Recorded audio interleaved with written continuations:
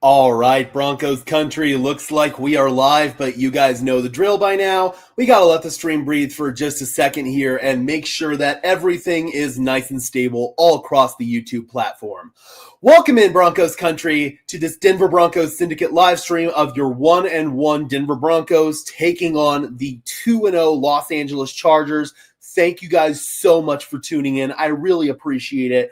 Before we dive into things, guys, we're going to go ahead and knock out the housekeeping stuff. If you could just do me a big favor, smash the like button on this stream as well as subscribe to the channel. I would really appreciate it. Those are both free and easy ways to show your support. It helps tell YouTube's algorithm to push us out, and it helps us get seen by more and more members of Broncos country just like you and me. Additionally, if you guys want to go above and beyond supporting the channel, please consider becoming a channel member today. I would really appreciate it. It's not mandatory whatsoever, but if you want some extra perks and incentives in exchange for helping me out and helping the channel grow, you can join by clicking the link in the description below. And speaking of, we've got one of our members in the chat already. What's up, Gage, says Robert. Some crazy early games this week. I enjoyed your comments on the Chargers defense. Secondary possibly allowing Bo to hit those 5 to 8 yard receptions. Didn't hear that anywhere else. Good shit. Right on, man. Yeah, that's just kind of the nature of the way that they play defense. They play cover 4.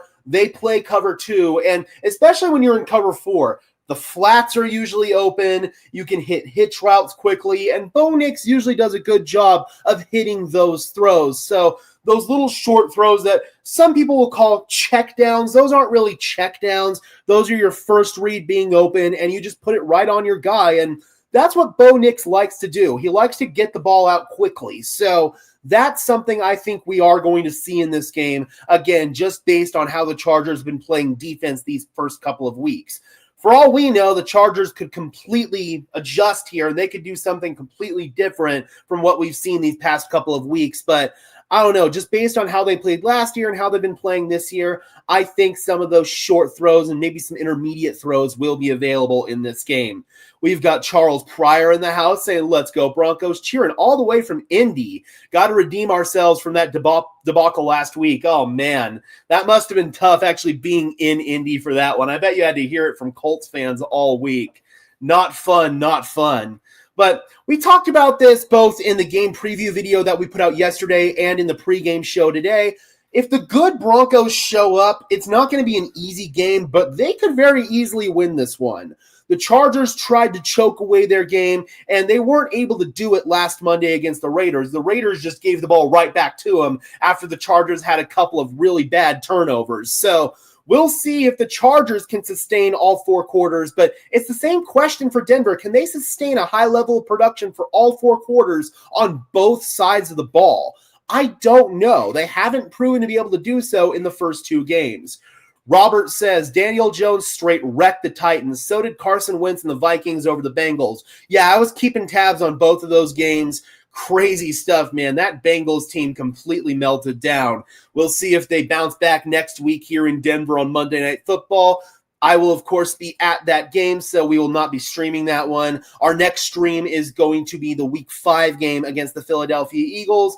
Following week, we're going to be up really early for the game in London. 7 o'clock stream. I'm already warning you guys, we're not going to have a pregame show for that. I'm not getting up that early, but yeah, man, that's going to be a really early stream. I'm not exactly looking forward to that. I wish they'd kick off the London games a little bit closer to a normal time. Even if it's like 10 o'clock in the morning Denver time, I'm cool with that.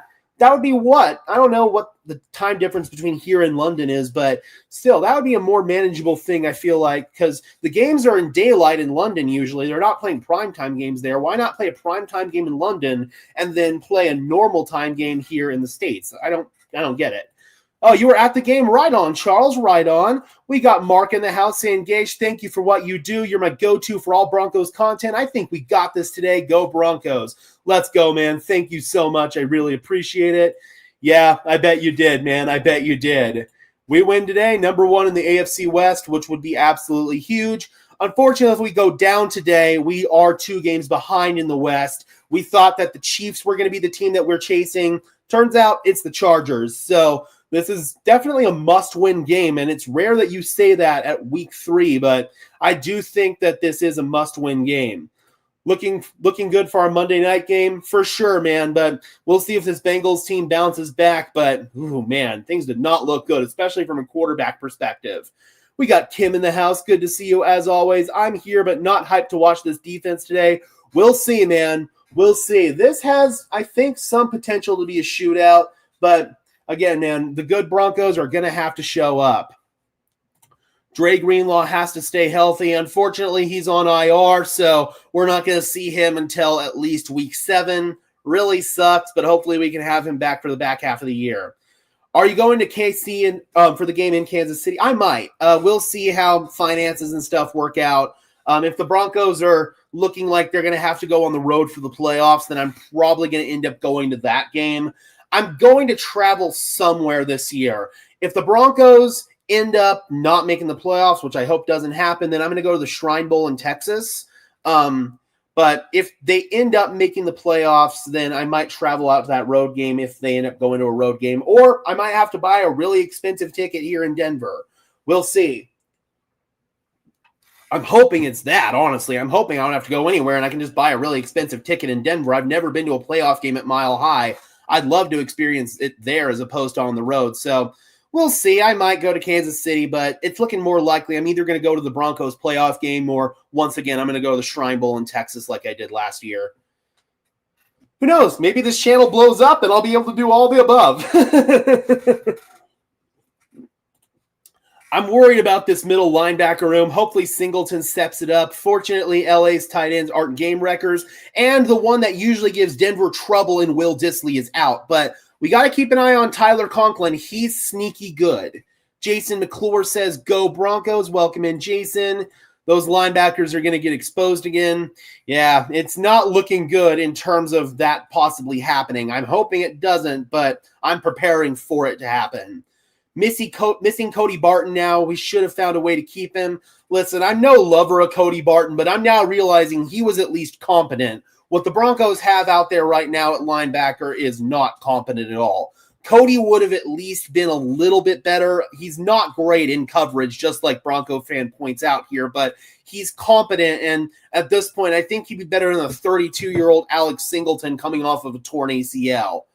I voiced my concerns about this linebacker room in the offseason, and unfortunately, those concerns are coming to fruition now, and I really didn't want that to happen. I really didn't. All right, guys, it's 1:58. Kickoff is about 2:05 Mountain Standard Time, so we are just a few minutes away. We'll see how the Broncos want to approach it here. If they win the coin toss, do they want to take the ball? They almost never do, but I want the Broncos offense to start off fast just like they did last week against Indianapolis, so I'm hoping that they maybe elect to take the ball. I got a feeling the Broncos will somehow win today. I think it's possible. I definitely think it's possible. I talked about that in the pregame show and in the game preview video that I put out yesterday. If the Broncos play their best football, it's possible. Hopefully they pick the right week to do it this week. Eagles, Rams is down to the wire. Yeah, I saw most of that game. That game was looking pretty good there when I turned it.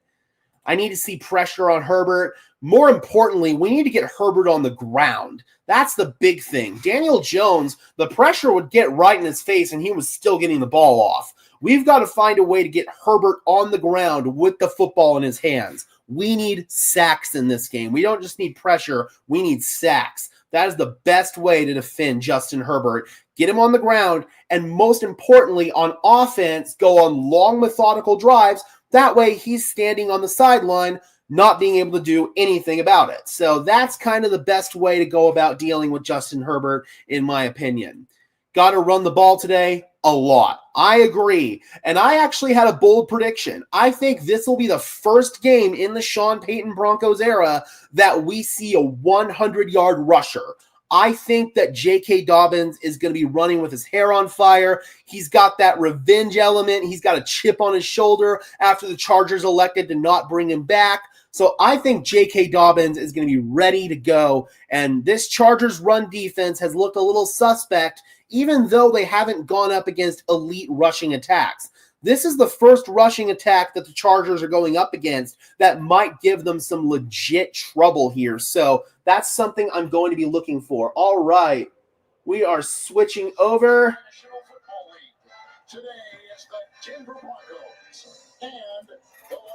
We got Kevin Harlan and Trent Green once again on the call. Got to adjust the rabbit ears here. Let me know how the audio is, guys. Yep, I agree. You have to hit him. You absolutely have to hit him. We blitzed over 75% of downs last week and only touched Jones once. That's disgusting. Like you said, that is not going to work. You've got to find a way to get some of that pressure to turn into sacks. Yep, JK against his old team. I think that element of revenge is going to be there. We got Maverick in the house. How we feeling? All feeling pretty good, actually. I think if the Broncos show up and play their best ball, they might have a chance here. I'm going to be looking for how tight the coverage is against the receivers, for sure. Going to squeeze out as much Eagles-Rams as possible. Yeah, I heard that's coming down to the wire there. That might be the game of the week. We let too many passes go free. It's time to clamp down. Yeah, 100%. Can't give guys free releases. Got to find a way to jam guys, get them off their spot, and reroute them somehow. Oh, got to turn down the commercial so we don't get a copyright claim. There we go. So, yeah, man, again, this is not going to be easy. Even if the good Broncos show up, it's not going to be easy. I'm trying to refocus my camera here. This is going to look stupid as hell. Come on, you fucker. Stupid cheap webcam. Again, get a good look at all my facial pores, guys. Come on, you stupid. There you go. There you go. That's the only way you can get that stupid camera to focus. If you get super close to it, try to get it to focus on your hand and then get it to focus on your face. It's so dumb. I want this one bad for us so we can stop the narrative of Bo Nix can't beat elite quarterbacks. Well, like I always say, quarterbacks don't face off against quarterbacks, so that narrative is a big old crock of crap anyway, but I totally get what you're saying because the national media, they won't shut up. They just won't. We got Roan in the house. Good to see you. Hope you are doing well. We got to avoid the injury bug as much as we can. Unfortunately, it hasn't been a very good start to the year for the Denver Broncos in terms of dealing with the injury bug. Obviously, we've got Evan Ingram down. We've got Dre Greenlaw down. Malcolm Roach down. So, yeah, the injury bug has definitely bitten the Broncos a little bit harder than it did at this point last year, but good teams find a way to overcome that stuff. We're going to find out if the Denver Broncos are indeed a good football team. This game is going to tell us a lot about the future of this team. Next week, they've got a team coming into town that's coming off of a really, really bad loss, 48-3. That's embarrassing for the Bengals, and they want to show they're a better team. Denver should be ready to go into that game and completely destroy. But Denver's got to get past the Chargers first, and if they come out of this game 1-2, that kind of kisses your chances of winning the division goodbye, especially with the Chargers having that 3-game lead in the division. The schedule gods, they gave them 3 straight division games to start the year, and the Chargers have won the first 2. We're going to see if they're going to win the last one against the third and final division opponent in the Denver Broncos. Yep, that is true, Kim. That is 100% true. All right, let's roll. Browns are going to beat the Packers. Oh, snap. It's the old adage of any given Sunday, man. Yeah, probably. We'll talk about Week 5 a little later on. Let's focus on what's ahead of us. Interviewing Quentin Johnston there on the sideline. That's crazy. The Browns are going to beat the Packers, man. You personally are having an outstanding start to the season, but you're going up against one of the best DBs in the league today in Pat Surtain. What is going to be again, it's any given Sunday. Doesn't matter who the better team is on paper. It's all about who the better team is that given day. Thanks, good luck today. Johnson's had a terrific beginning to the season. We just had a flip of the coin. All right, 48-10 now, Cincy, Minnesota. All right, Will Lutz is going to kick off, so Chargers will get the ball to start off, and we're going to see our defense right away, guys, against Justin Herbert, who is probably the favorite for MVP, at least entering this week. Lutz boots it, and we are underway, guys. Let's play some ball. Omarion Hampton is going to return it. And Hampton makes a move and is tackled by J.L. Skinner at about the 29-yard line. And that is where Justin Herbert and this Chargers offense will get started. Second in passer rating this season, 560 passing yards, 5 touchdowns, no interceptions, completing 72.1% of his passes. He's been playing really well, and he's been more of a factor using his legs as well. He's going to start off under center here with Omarion Hampton in the backfield. Ladd McConkey goes in motion to the left side. And they're going to start it off with a run, and that's blown up. DJ Jones gets in the backfield. He just made Mekhi Becton look silly. Oh, Eagles blocked. Oh, snap. Oh, snap. No, Savion has not played yet. What a play by DJ Jones. Completely beat Mekhi Becton off the ball right there. And DJ with a big TFL to start the game. So the Chargers are behind the line here. 2nd and 14 on their second snap of the game. 2 receivers on each side. Hampton is in the backfield. Herbert in the gun. Herbert has some time, not getting enough rush, only rushing 2 here. Flag is down. Herbert pass. Looking for Allen on the sideline. Are they really going to catch or not? But there is a flag down. We'll have to check that. Sean Smith is our referee today. I don't know if that was a catch or not. We'll hear what the ruling is here from Smith. Offside. Jonathan Cooper declined. Pass interference, Hufanga. Not a good start. We talked about how we don't want any of these friggin' penalties to start off, and right away we've got basically 2 penalties right there. Only 1 accepted, but still, those are killers. Those are stupid penalties that you can't have happen. Yeah, Hufanga pushed Allen out. Browns won. Wow. So now Chargers new life at their own 45. Handoff to Hampton. Slip the tackle in the backfield is brought down by John Franklin Myers after a gain of 3 or 4. Call it 3. 2nd down and 7. 13:58 and counting to play in the first quarter. Joe Alt, he has been phenomenal at left tackle for the Chargers, moving over to that left side after Rashawn Slater went down with an injury. Trey Pipkins is now at right tackle, and Pipkins has had some trouble. It's now 2nd down and 7 for the Chargers from their own 48-yard line. Again, 2 receivers on each side. Herbert fires, quick throw incomplete. Good coverage by Hufanga, but there's another flag down. They were looking for Tyler Conklin on that one, but we'll have to check this penalty marker. And it's on the Chargers. Sean's declining it. Legal formation on the Chargers. All right. So that brings up a 3rd down and 7 for the Chargers from their own 48-yard line. Good coverage by Hufanga there on Tyler Conklin. The concern was going to be who was going to cover these tight ends here. And on this one, they actually had Conklin split out wide as a receiver to the left. Yep, and that definitely wasn't a legal formation. One of the tackles was not covered up. Or was covered up. 3rd and 7, fires over the middle. Herbert complete, 1st down. Working on Pat Surtain. Quentin Johnston breaks away from Surtain. And Johnston down the sideline, finally forced out of bounds near the 15-yard line by Hufanga. So they come out and pick on Pat Surtain right away. And Surtain gives up a big completion.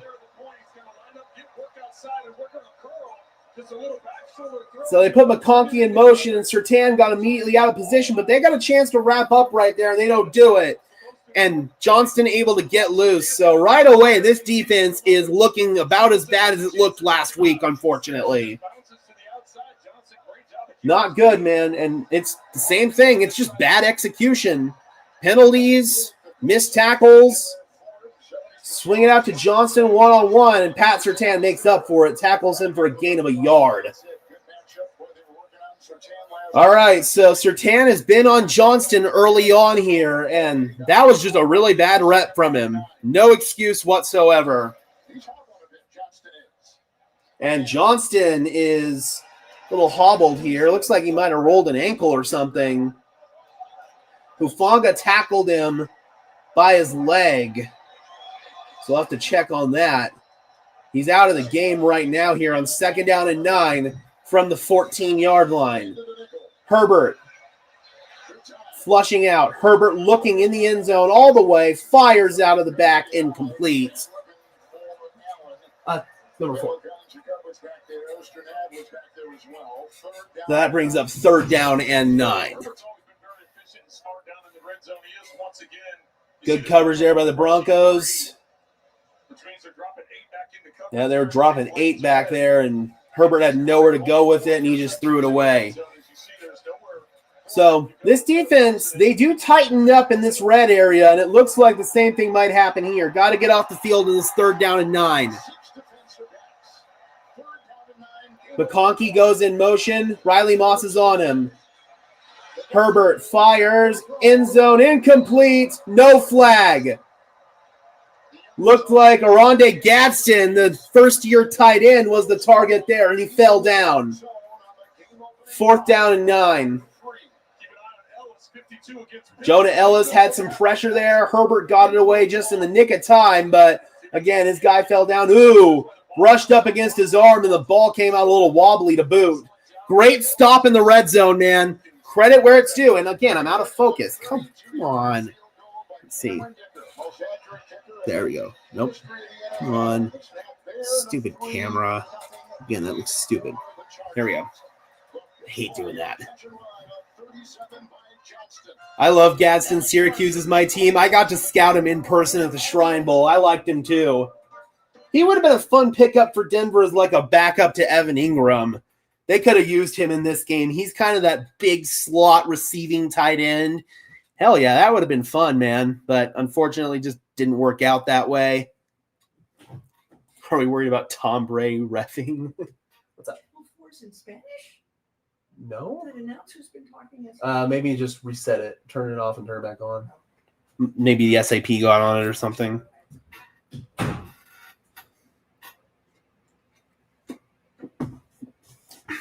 All right, so once again, a big-time stop right there in the red zone. What is up with my camera today? It never out-focuses like this. Jesus Christ, come on, man. What the fudge? Yep, and that's the key, man. If you can get those stops in the red zone, that's huge. Absolutely huge. Hold your opponent to 3 as opposed to 7. Come on, focus. Piece of shit. Come on, seriously, you don't ever do this. Come on, focus on my hand and then focus on my face. All right, that's good enough. All right, so let's see how this offense responds here. Go ahead and change the scoreboard.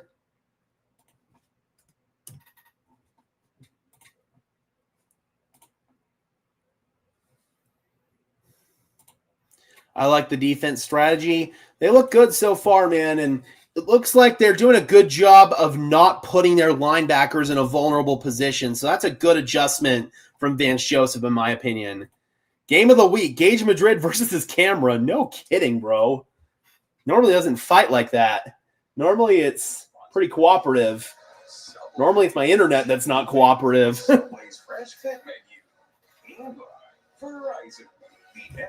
Santa Monica Pier.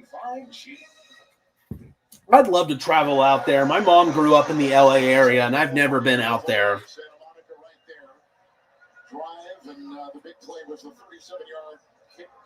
Herbert going over things with Trey Lance's back up on the sideline. Camera's defense is strong, seriously. Much like the Broncos defense in the red zone. We just need to get better at executing between the 20s at this point. The kickoff from Dicker, fielded by Marvin Mims inside the 5, gets across the 20, gets across the 30, and is stopped at about the 33-yard line.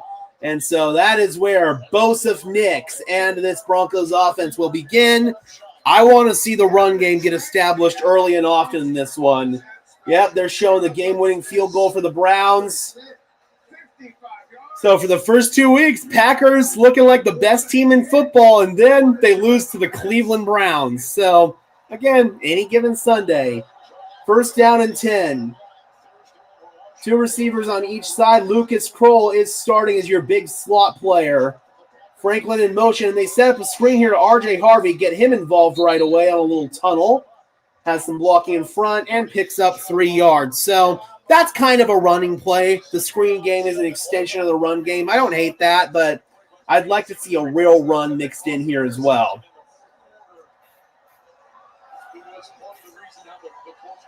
Bo Nix, 3 touchdowns, and that unfortunate tip ball interception in the fourth quarter.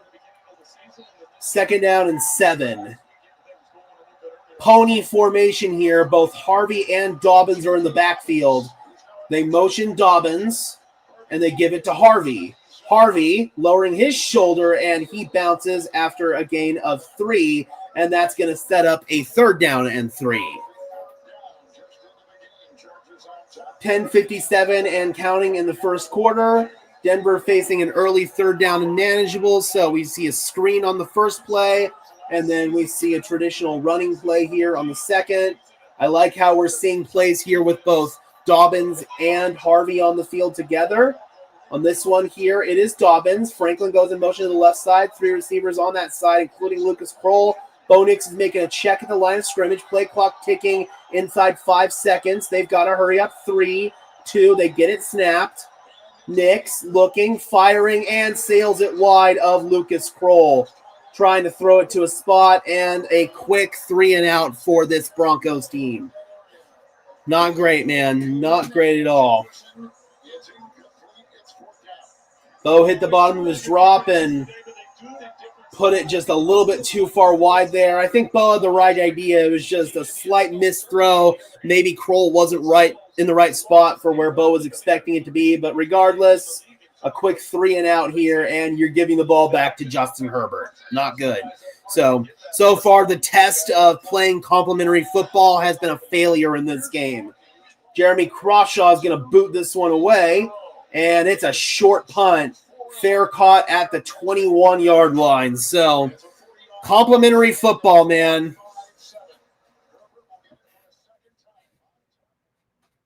Not good. So, you're going to say it's Sean Payton's fault that they didn't connect on that pass? It was open. It was a good look. They just missed it. Seriously, this isn't bad play calling. They were in a 3rd down and 4 that they could have easily converted.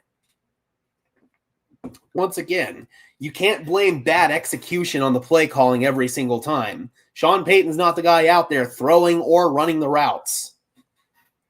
I like to see him run more often. I mean, that wasn't a bad balance right there. You get a screen, which is essentially a running play, and then you run the ball in 2nd down. On 3rd down and 4, sure, maybe you can call a draw or something like that, but passing the ball on a 3rd down and 4 is a way higher percentage play than running the ball. If it were a 3rd down and 2, then I'd say maybe, yeah, go ahead and run the ball in that situation, but 3rd down and 4, not necessarily.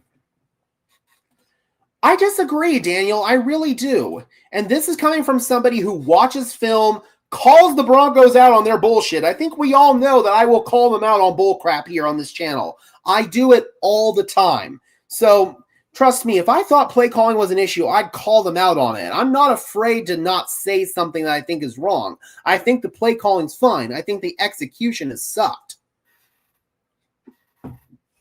You meant Bo himself? Okay, I can see that for sure. Like, I'd like more designed runs in there for Bo. More read options, more QB power. Bo's got good athleticism that could get us out of trouble in some of these 3rd down and short situations. Why not take advantage of his mobility to keep the defense on their toes? So I think that is a valid criticism in Sean Payton's play calling. We got BK with $2. Thank you so much, man. I really appreciate it. Hope everyone is having a great weekend. Thank you so much, my dude. Really, really, really, really appreciate it. All right, so defense, again, held tight there in the red zone. We will see what they do on their 2nd possession. Three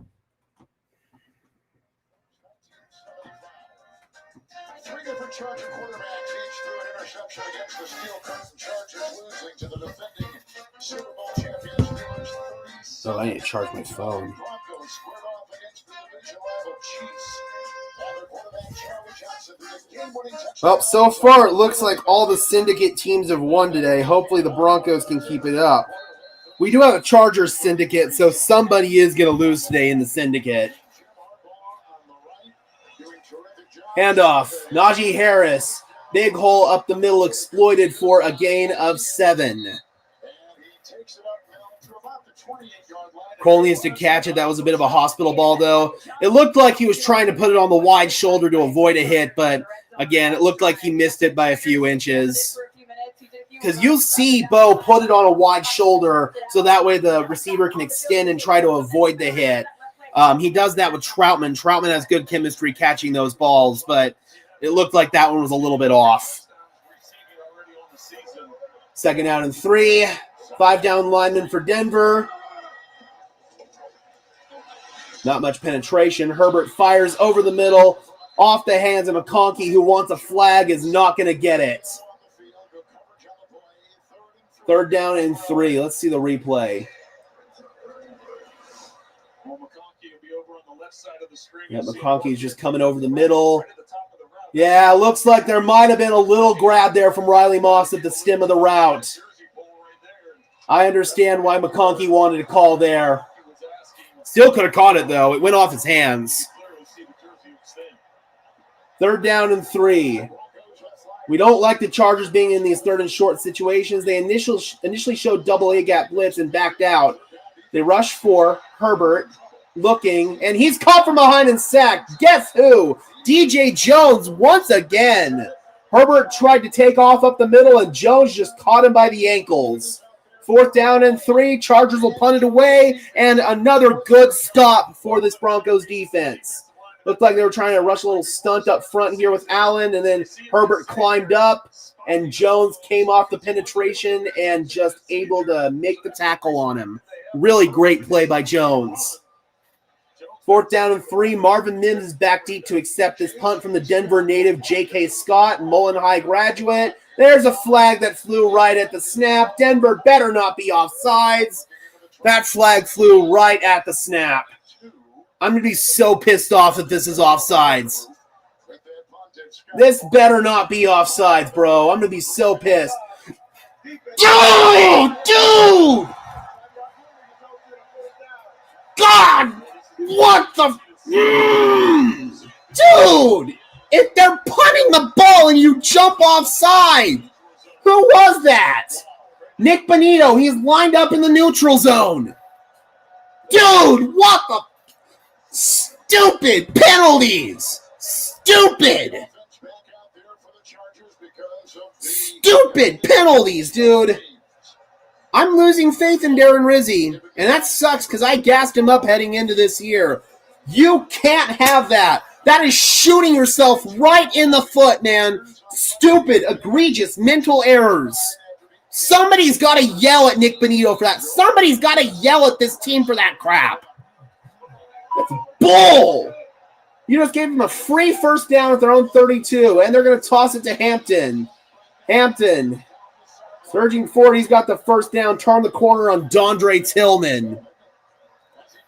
The lack of discipline is un-effing believable, bro. It really is.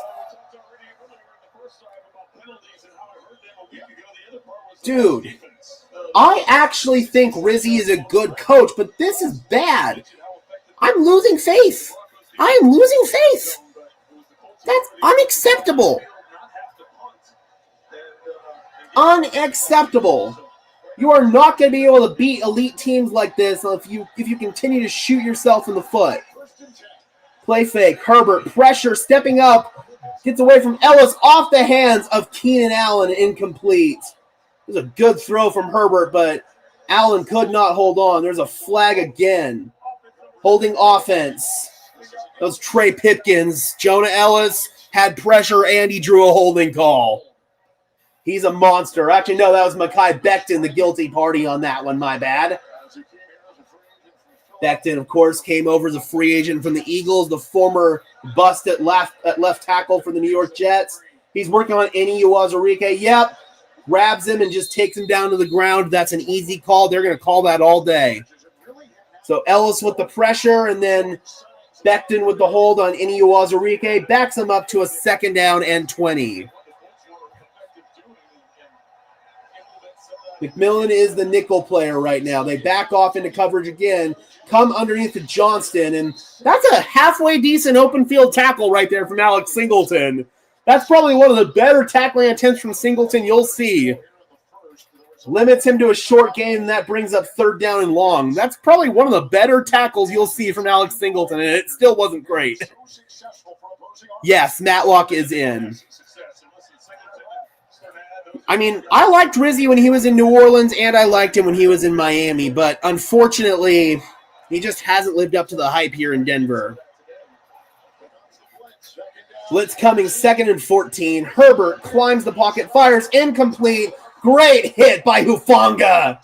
Looked like McConkey was open, but Hufanga just whacked him in the back, timed it perfectly with the ball coming so it's not pass interference. Great play by Hufanga. Let's see, make sure that this was timed up good. It looked good in real time. They were bringing both linebackers there on pressure. Herbert stepped up, and yep, that looked well timed, man. Right as the ball got there, Hufanga jarred it loose. That's not PI. That's a hell of a play, man. That is a hell of a play. 3rd down and 15.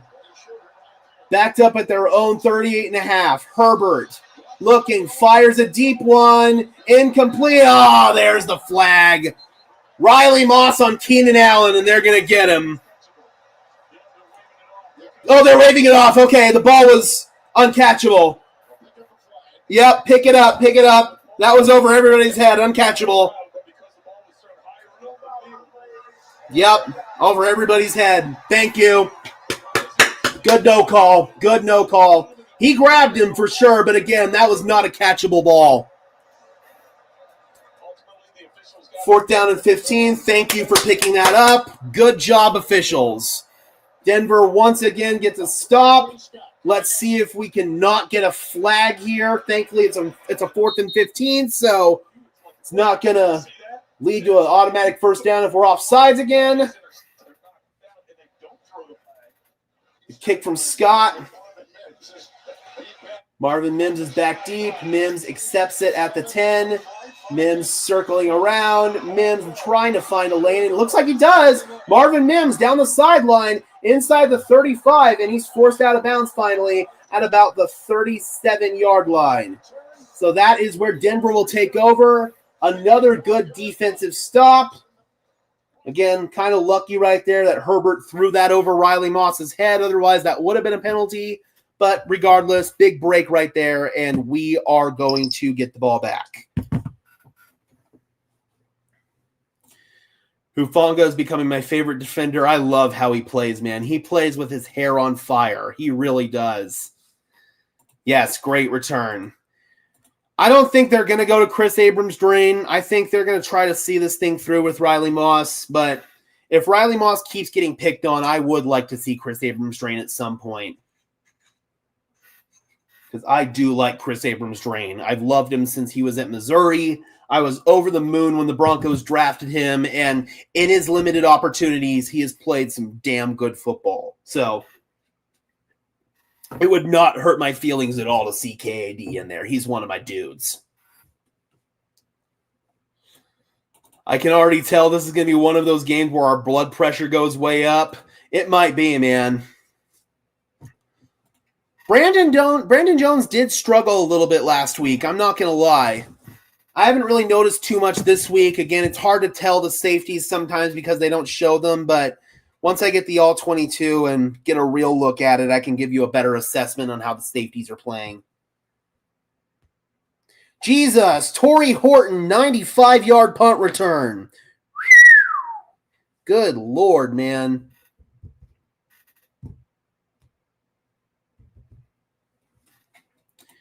I don't think so, and I don't think the team would consider it either, quite frankly. Even if he were to get benched, which I think we're a long ways away from that conversation, but if he were, then he'd probably just be reserve depth. I don't think they'd want to trade him. There's no use in trading him. He's cheap.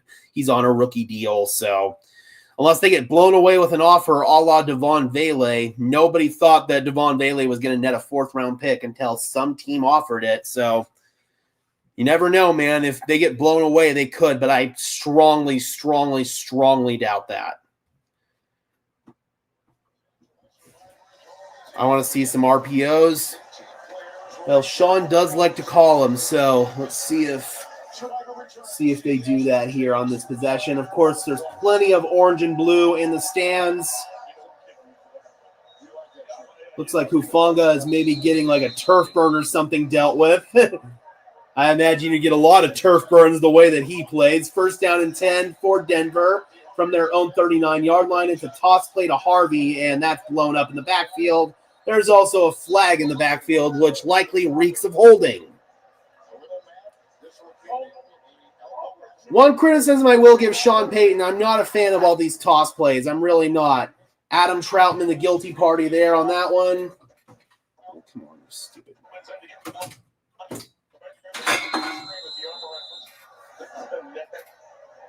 It's tough, man. Again, not good blocking up front there. 1st down and 20. I mean, I can understand if you're going to call a perimeter play, I'd rather have RJ in for those perimeter plays, but I'd rather run it up the gut because that's where the deficiencies are with this Chargers run defense. Now you're backed up and you've got to burn a freaking timeout. Are you kidding me? Dude, this is getting ridiculous. This is getting ridiculous. You get backed up because of a penalty, and then you don't know what your play call is going to be on 1st down and 20, so you take forever to get the damn play call in. It's ridiculous. You can't have this happen, man. Sloppy football. This was going to be a hard game to win, even if the good Broncos showed up, and thus far, it's looking like the bad Broncos are here. 1st down and 20. This is bad. This is just bad, dude. Horrible penalty, and then you're late getting a play call in. 22 seconds. This is a good time to break the huddle. They do. Trent Sherfield goes in motion. Dobbins is in the backfield. And finally, they give it to Dobbins. And bad block up front by Ben Powers. Dayan Henley stuffs Dobbins. Loss of a yard. It's terrible. It's terrible, dude. Sloppy, undisciplined, disgusting. Disgusting, disgusting, disgusting. And I don't understand why we can't simplify it. I really don't. There are plenty of other teams out there that simplify it.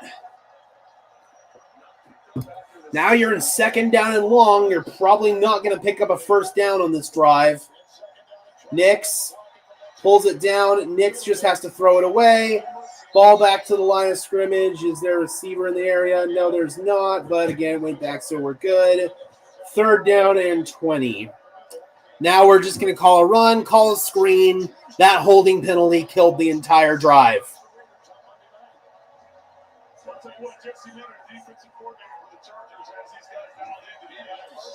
Absolutely killed the whole drive, man. Disgusting. Absolutely disgusting. And this isn't even the Chargers beating the Broncos. It's so much the Broncos are beating themselves.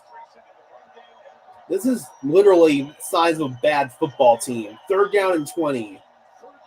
Nix. Sure enough, it's a screen. It's Harvey. He's getting a block, but not enough. Tackled at the 39-yard line, and Denver will punt it away for the 2nd time. Really bad. Really, really bad. There's Khalil Mack on the sideline. He's got a giant brace on his elbow. Bad teams do bad things. Or at least wait until we get rolling to get the crazy sub packages and complex stuff. We need to get a rhythm. That's fair. That is more than fair. I think that the sub packages generally work to your advantage, but you've got to know when to use them. I do agree with that. 2 bad penalties in a row from Troutman. Last week a face mask, this week a hold. Yep. Good punt, though, for a cross-shot by Crawshaw there that was fielded at the 10 and tackled at about the 18-yard line.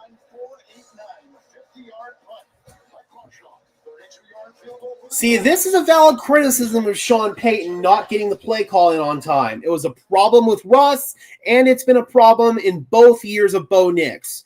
That is a more than valid criticism, and I don't know why it hasn't been corrected. I don't, and it's really, really frustrating.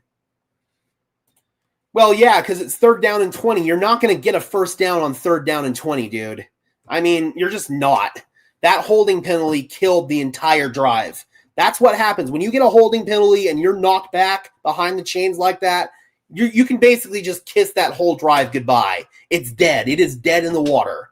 It was a problem for the Broncos in the Russell Wilson days, and it's a problem now. It's bad. At this point, though, I don't know if this is going to change anything. The verbiage is going to be the same. It's still going to be long, complex, wordy play calls, even if Davis Webb changes the play sequencing, which, again, I think is mostly fine. That's not going to solve the get the play call in on time issue because it's long, drawn-out play calls that take 15, 20 seconds to call.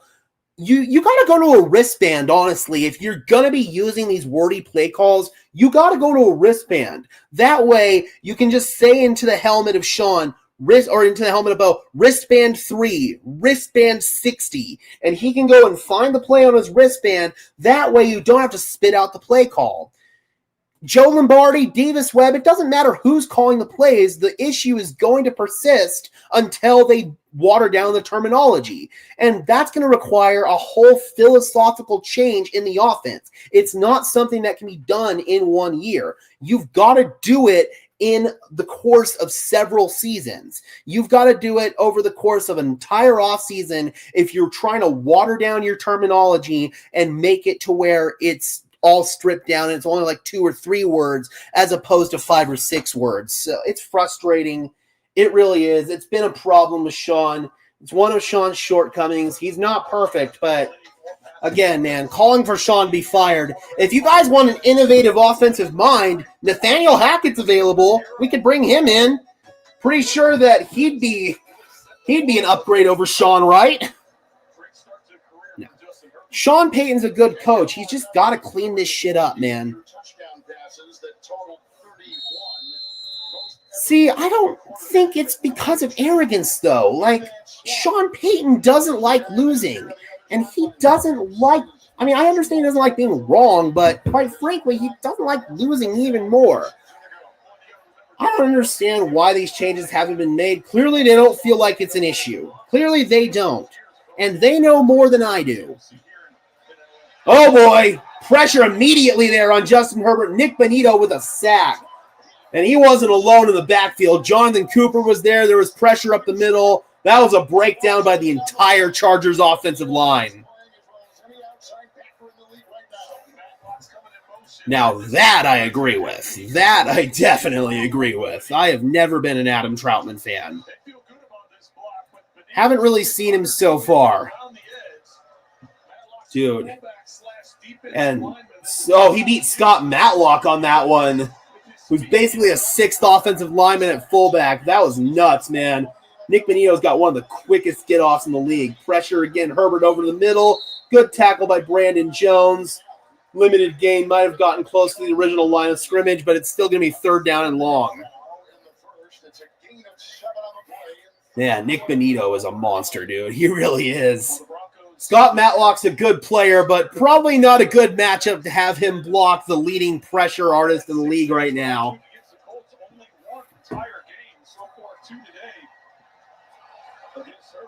Third down and 11.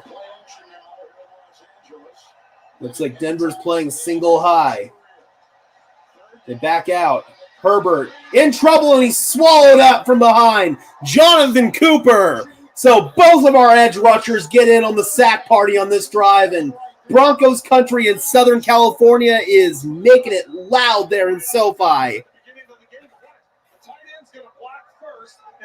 And again, you put a tight end trying to block Jonathan Cooper right there. That time it was Conklin. Pipkins wasn't in position, and that was just too easy. Horrible, horrible blocking right there by the Chargers. And Denver just ate their lunch. 4th and 18. Third punt for J.K. Scott. Or second or third? No, second, because the first one was brought back from offside. So second punt, Marvin Mims.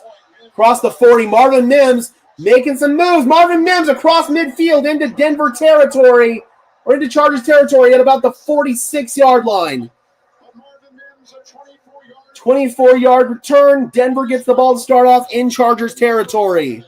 So Denver's had some good field position. Let's see if they can capitalize here.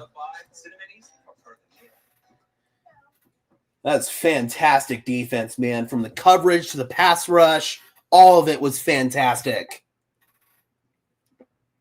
And see, we talked about how we needed to get Herbert on the ground, and we've done a good job of doing that in this game, but offensively, you've got to put it together. We have not had 4 quarters of complimentary football yet. And once again, it's a very wordy play call here that Sean Payton's sending in. All right, let's start pounding the rock, man. Even if you have to force the run game, one will probably break free. Dobbins in the backfield, and they do run it up the middle. Derwin James is there to blow that up. Man, Derwin James, dude. He is a monster. So they tried to run up the middle right there, but Derwin James says, nope, not on my watch.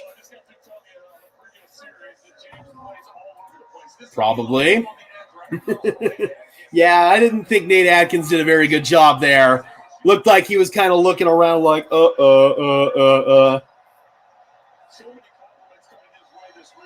Maybe it would have been better suited to use Prentice in that situation. 2nd down and 13 now. So you're again behind the chains. Nix, they call a screen, and it is off the hands of Dobbins and incomplete. This offense is a joke. This offense is a joke, man. You're getting bullied up front, and this Chargers defense, at least in the run game, hasn't been very good. So now it's 3rd down and forever. Once again, you're probably not going to pick up a first down because you got behind the chains on 1st and 2nd down. So this is probably going to have to be some conservative play call again.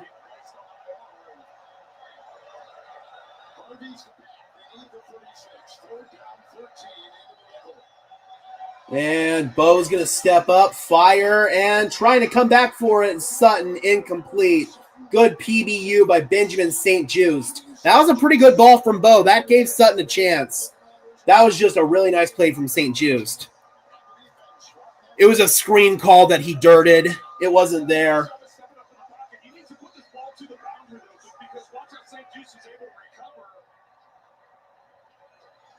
That was a really nice play by St. Just. Trent Green's saying that needs to go to the sideline. I disagree with that. That was a good ball location. Sutton needs to come back to the ball. But again, that was just a good play right there from St. Just.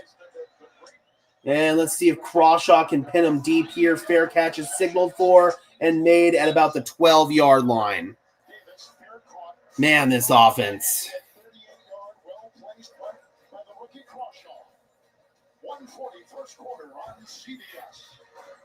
Bo hasn't done anything wrong so far.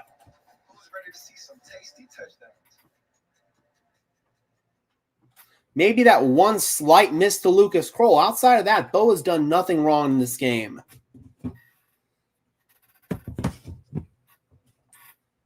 I agree. It's not good, man.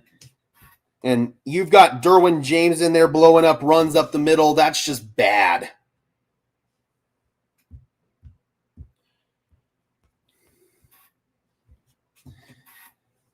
I mean, we can sit here and say that the play calling needs to be better, but you call outside runs, they don't work. You call inside runs, they don't work. Sometimes you're just getting out-executed, and that's what I think is happening here.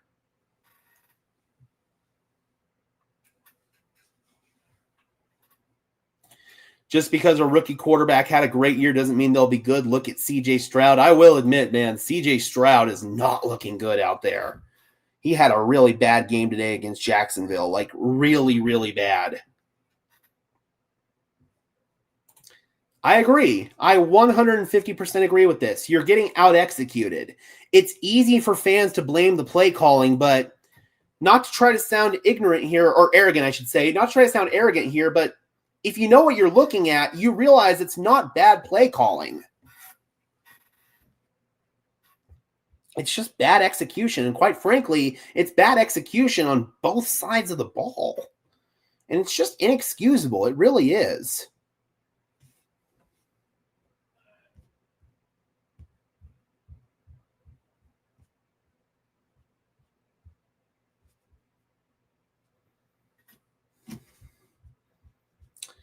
Yeah, man. What I can't stand is the sloppy mental errors, jumping off sides, some of the stupid penalties. I mean, lining up offside on a 4th down and 3 when you're getting the ball back and you're dealing with a punt situation there. I'm so mad I can't even talk. Dude, it's so frustrating because those are just egregious mental errors that are game-losing plays. Cortland Sutton's going to work to the outside, and he does a great job of reacting. What I'm thinking when I see this is look for later in the game a double move against St. Jude. Yes, I agree. We could see a double move on St. Just right there. He bit aggressively there to take away that outside route. Meanwhile, up the middle there is Najee Harris for a gain of 5.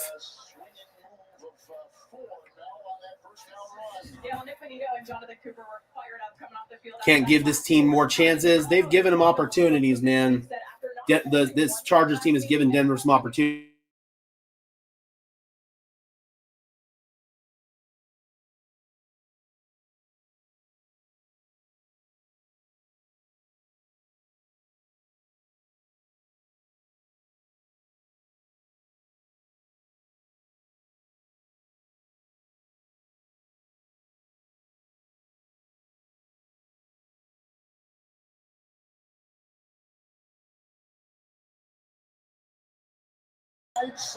We're back. Sorry about that, guys. Only play we missed was Herbert was flushed out to his right, ran it out of bounds after a short gain, and that's going to bring up a 3rd down and short here for the Chargers.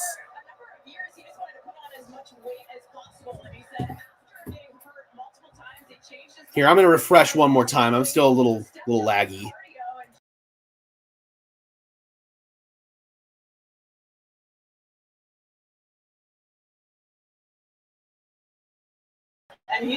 Okay, that's better. 3rd down and 1. Probably the last play of the first quarter.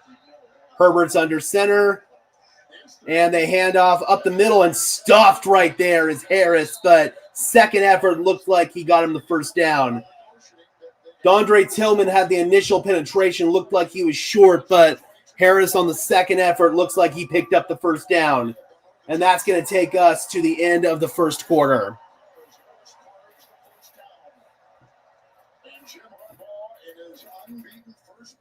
All right, so 3-0 through one quarter. This Broncos offense has had some frustrating moments. I mean, that PBU there had some penalties. We've been backed up thanks to a holding call that completely killed a drive. So definitely some mistakes from this offense, but defensively, they got the ball moved on them there on that first drive, but they've tightened up and they've gotten a couple of stops. They've gotten some sacks, but still, Denver's got to play a much better brand of football if they want to win. 3 penalties for 33 yards in the first quarter is absolutely inexcusable. What I'm seeing in this game is a lot of sloppy, undisciplined football by the Denver Broncos, and you can't have that if you want to continue to win football games in this league. Bo's going to have to win this one throwing outside the hashes, and I'll admit that's not his strength. It's really not. He throws late to the outside. He's got to see the throw come open before he throws it, I feel like. So that is a deficiency for Bo, and I think that's why we see a lot of his completions come over the middle, especially, on those quick sit routes and stuff like that. We don't really see him attack like the deep to intermediate outbreaking routes. You don't see him throw a lot of corner routes too often. So I would agree that's a deficiency in his game. I would also agree with this assessment. Like, the run blocking has just been putrid in this game. Absolutely putrid. And it's really been putrid for the majority of the season, dating back to training camp when we were talking about how this could be a concern. So I agree. They've got to step up and they've got to be better. I wish that this Broncos team would have approached building their offensive line kind of like how the Colts did. Get real beefy guys up the middle that are going to bully you and maul you and just kick your teeth in, and then have two bookend good pass protection tackles. We've got a good piece on the interior with Quinn Miners, but the two other guys, we need beef. We need bullies up there. We need two more Quinn Miners. We really do. And we also need some good run-blocking tight ends. We need real tight ends. No more of this Evan Ingram joker crap. We need blocking tight ends. We need beef. We need beef, boys. I'd say that's true on both sides of the ball, too, because we don't have a big gap-clogging defensive tackle on this roster either. And just as I say that, Eni Uwazurike stuffs Omarion Hampton at the line of scrimmage for no gain. Right on cue. Great play by Eni. There's Jim Harbaugh. I mean, that Colts offense is so well constructed. It really is. From receivers to running back to offensive line. All they needed was competent quarterback play, and they've gotten that with Daniel Jones. Yeah, last time was Knighton. Maybe Domata Peko. Fires over the middle, complete. Ladd McConkey first down on an in-breaking route from the right side. First down and 10 Chargers. Riley Moss was playing off coverage, had his hips flipped right there, and that's just too easy for McConkey. That's why I hate soft coverage, man. I loathe it. That is exactly why. Ladd McConkey over the middle. That's where he does the majority of his damage. Over the middle from the slot. And they're going to give it to Hampton. Brandon Jones came downhill, and he was able to catch him by the laces. Pickup of 5. Second down and 5.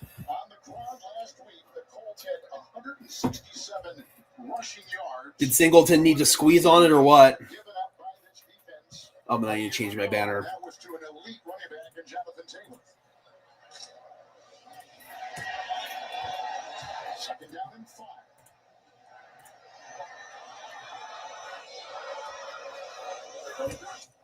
Second and 5. Play fake. Herbert rolling right, looking downfield, fires and completes. Hufanga on Aronde Gap.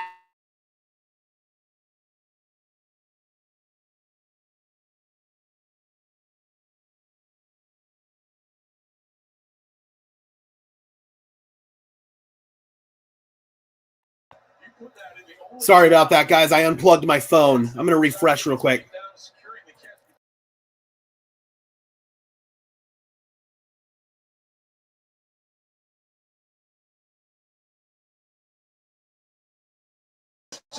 Sorry about that. I dropped my phone and unplugged it. First down and 10 handoff. Harris, gain of 4. Second down and 6. Zach Allen in on the tackle. Yeah, this has got a chance to get away from you here if you don't get another stop. Well, you talked about the play action pass. They've got a lot of balance right now. 10 rushing plays, 15 passing plays, and really because of that consistency in trying to run the football. Second down and 6, 12 minutes to play and counting in the second quarter. Chargers are at the Denver 45. 4 down linemen for Denver. Ellis and Tillman are the edge rushers. They bring pressure from Jaquan McMillan. It's picked up. Herbert over the middle. And Singleton just got cooked by Aronde Gadsden. We talked about Gadsden potentially being a factor here, especially up against the linebackers and safeties. And thus far, he's picked on both Hufanga and Singleton. Not a good job at all right there by Alex. He comes and makes the tackle, but that's another tackle after he gives up a big play.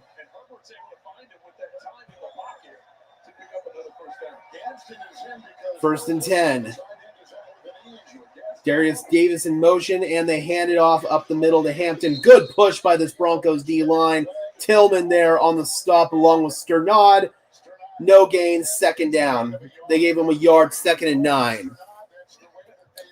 Singleton's a problem. He is a serious problem. Get rid of Singleton. Yeah, not good, man. I actually think we missed Vele. He was a great security blanket. Listen, I was for trading him for a 4th-round pick, but that could be a true statement. 2nd out and 9. Dropping back. Herbert climbing the pocket. Looking downfield. Fires. End zone. Nobody there. Incomplete. 3rd down and 9. Come on, man. Let's get another stop. Let's get another stop.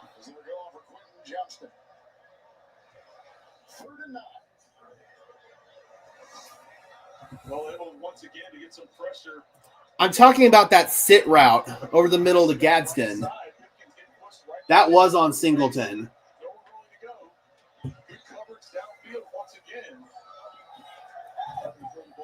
I just don't know who else they'd trust as a green dot outside of Dre Greenlaw, and he's not an option until week 7. 3rd down and 9.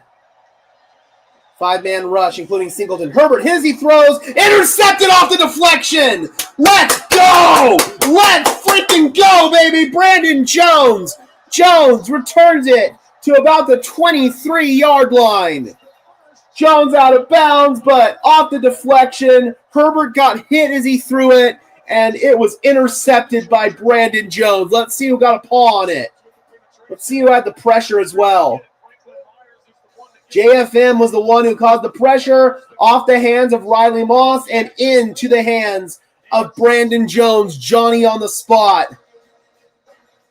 Great play by Riley Moss. So JFM with the pressure, Riley Moss with the tip, and Brandon Jones with the pick. Let's go, baby. Yeah, it was the white long sleeves that tipped it. It was Riley Moss. That was a big-time play right there, and that just saved the Broncos 3 points. That was a big-time turnover right there. Big-time turnover.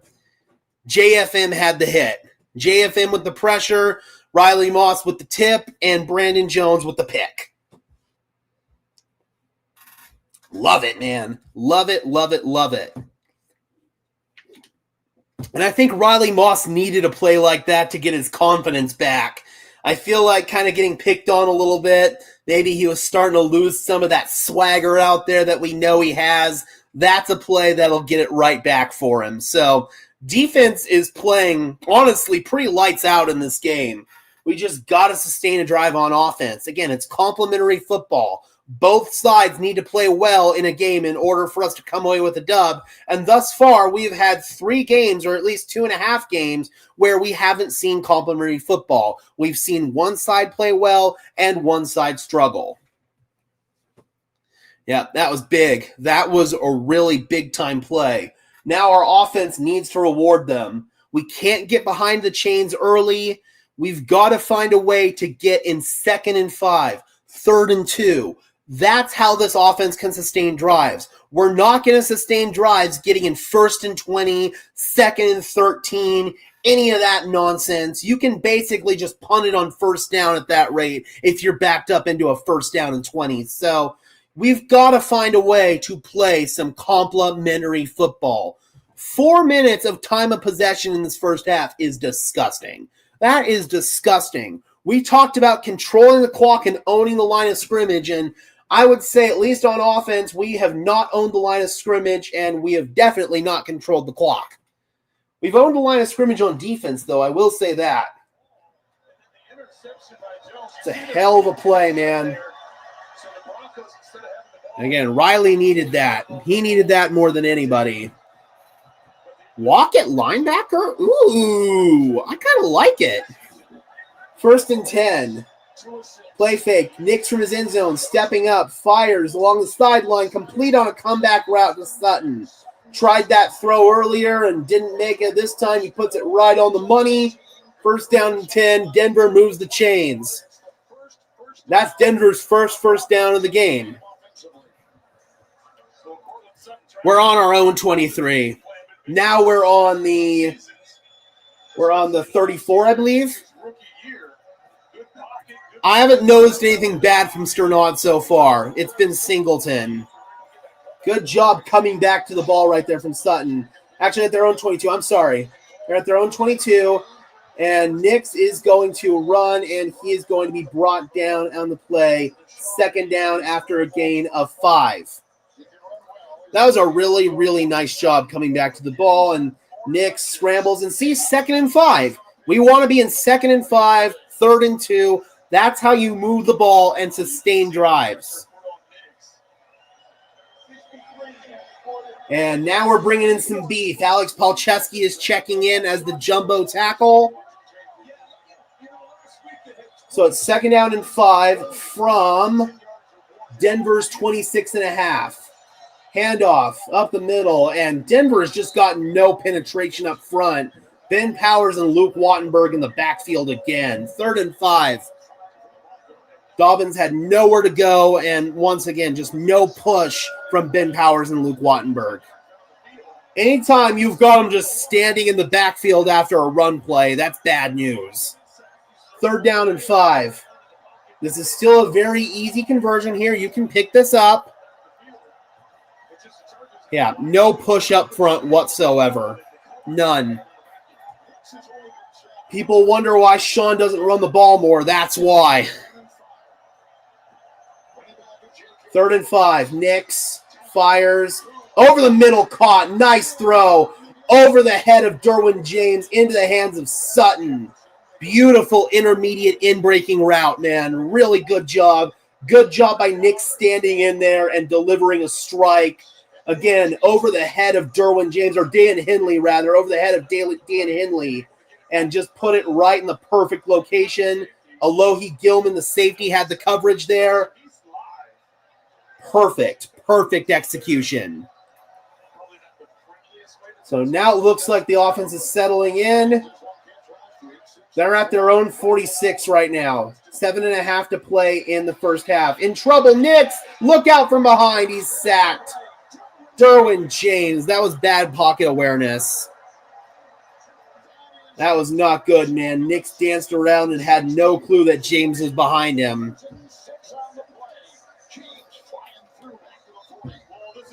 Here's the behind-the-line look here.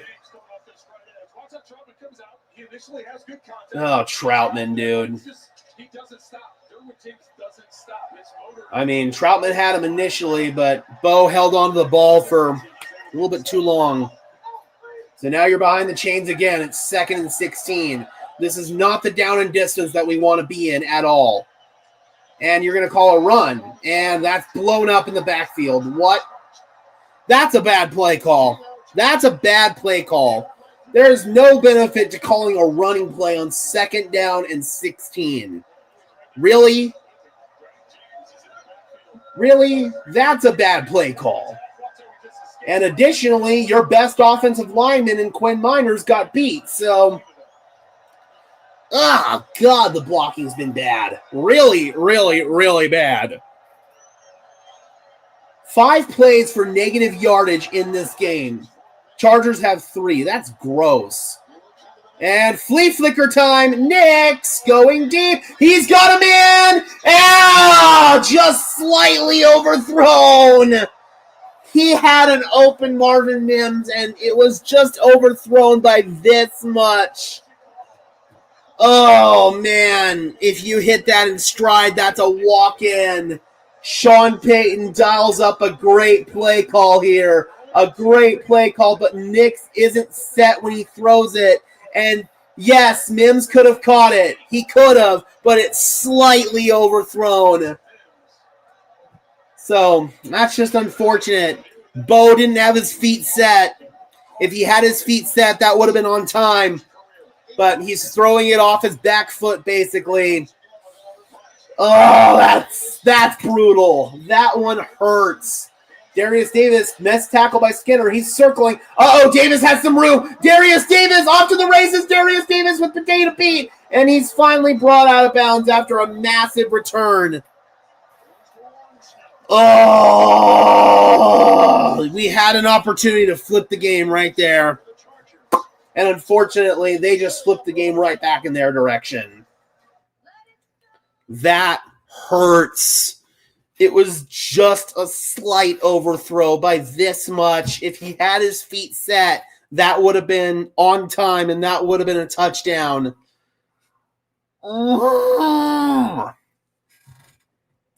You know what I hate about this too? Darren Rizzi was one of the big advocates for the new kickoff rules, and I know this was a punt, but we've seen so many big returns on kickoffs this year that's really put Denver in a bad position. Man, I hate it. I hate it. I hate it. I hate it. I hate it. I hate it. I hate it. I hate it. I hate it. I hate it. I hate it. Kim says we're cooked. Chargers owning us. Special teams is ass. Sean Payton's just trying to force the run. Well, fans complain when he doesn't run the ball, and now when he does run the ball, obviously the blocking's not there.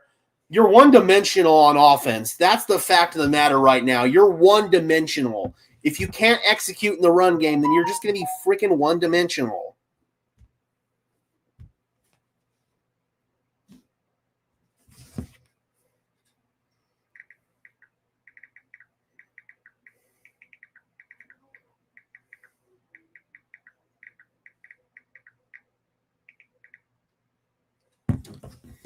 Oh, man, it's frustrating. Agreed. And he did have all season to work on it. That's got to be something that's cleaned up, man. And it's not something you can really clean up in season, unfortunately. You can to an extent, but if you really want to fundamentally change your footwork, that's an off-season thing. And I don't know if Bo's allowed to go to like an independent quarterback coach, but he needs to go to the guy who worked on Josh Allen's footwork.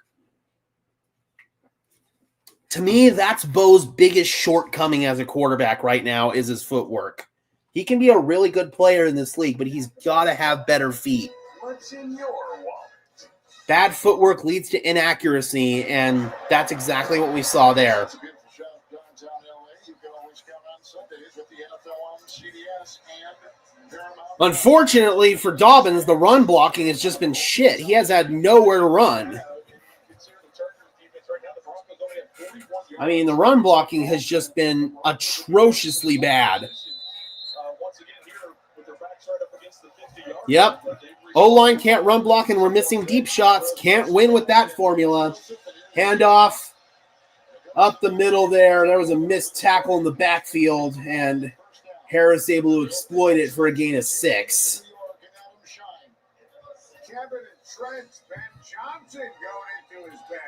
This is true. This is true. You go in, you eat a peanut butter and jelly sandwich, you take a piss, and then you go back out. That's pretty much all you have time to do during halftime.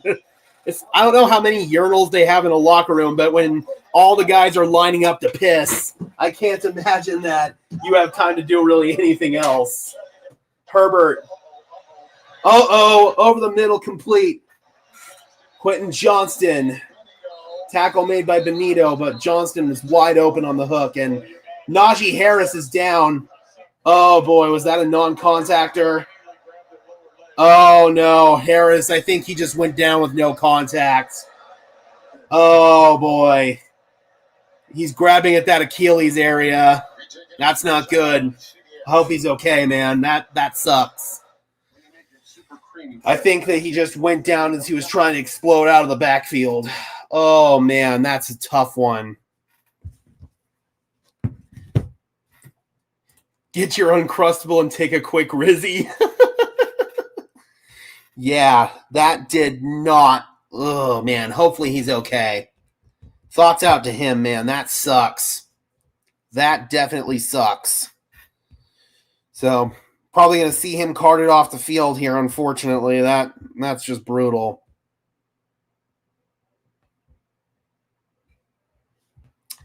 Yep, absolutely sucks, man.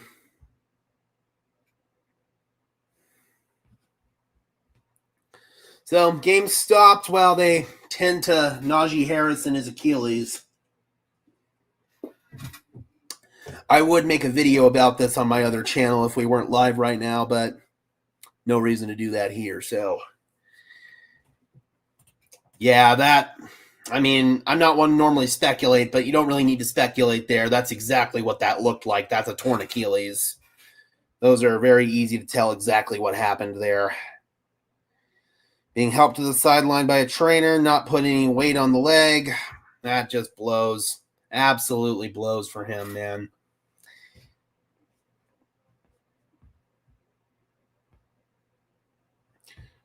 Okay, Chargers offensive line. They're dealing with some injuries. Trey Pipkins, ankle issue. They taped him up. He's back in. Mekhi Becton is being evaluated for a concussion, so the backup guard is in for him.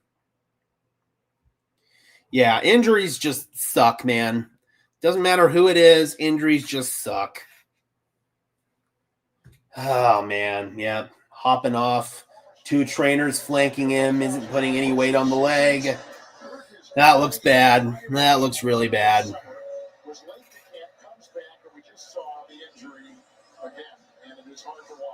Oh, yeah.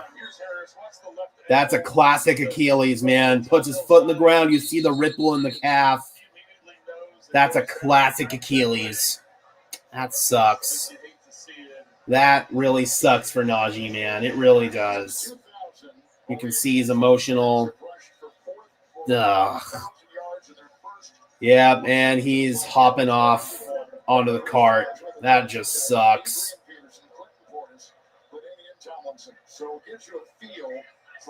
Damn. I hate that for him. I really do. So that figures to be an even more increased workload for Amari and Hampton today. And they come out in an I formation with him, hand it off to Hampton, and he is going to be brought down after a gain of 4.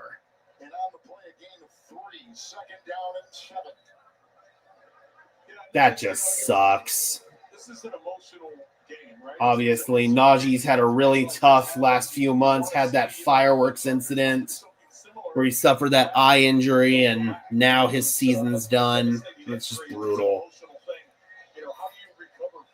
2nd down and 7.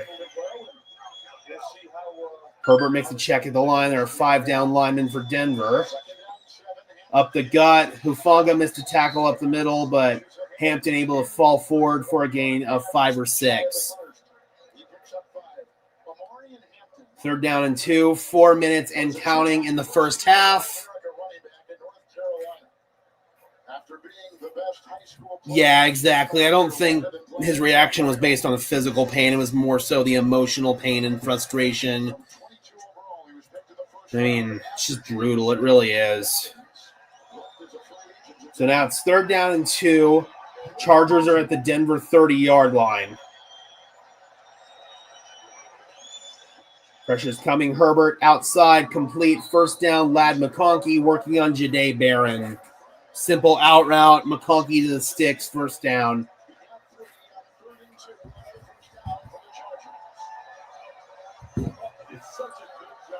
Little switch release with McConkey and Keenan Allen.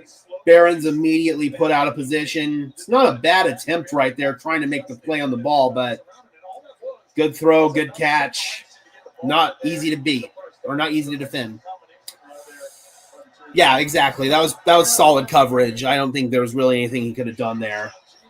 Little end around to Darius Davis, speedy receiver, and he's caught after a short gain. Justin Sternad was there. Looks like he's a little gimpy. I don't think Vidal's up for this one. I think it's going to be Hassan Haskins. And that's good news for the Broncos because Vidal caught a wheel route against the Broncos for a touchdown last year. That was on Cody Barton, though, but obviously Alex Singleton would probably be the same result.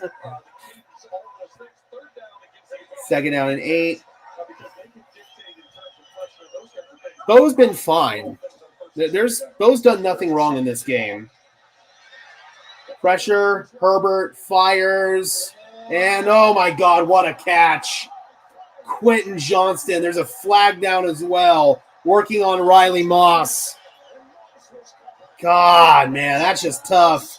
Moss had to hold up for like 10 seconds. Herbert had all day to throw that. That's just tough, man. Moss has a little grab there as well, but again, that's just a product of not getting any pressure on Herbert. He's got all day long to operate, and that's just not fair on Moss. When you're playing man coverage, man, you've got to find a way to get home on your pressure. Otherwise, your DBs are going to be put in a bad position like this. He had to hold up for a long time in coverage. There was really nothing Moss could do about that.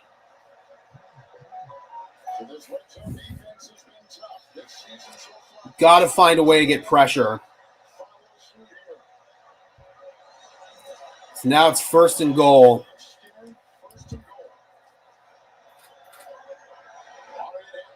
Denver's again got 5 down linemen. They're holding up the play here for whatever reason.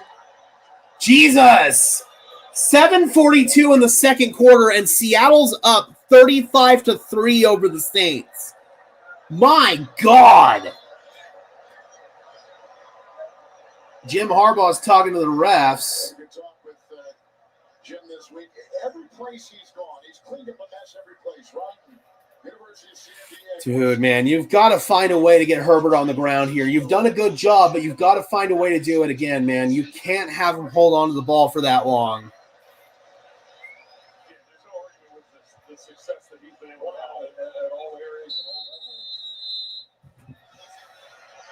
Yeah, and this is the Clint Kubiak revenge game, too. He was in New Orleans last year. And that's going to take us down to the 2-minute warning. They wind the clock. All right. Yeah, we did have Clinton 2022. That season, arguably our best offensive play calling came from Justin Outen, our offensive coordinator. Kubiak was the quarterback coach in 2022. He called plays for a while, but that offense was just a disaster. It might be at the way it's going right now, man. That's about the same score as that Denver and Miami game at halftime.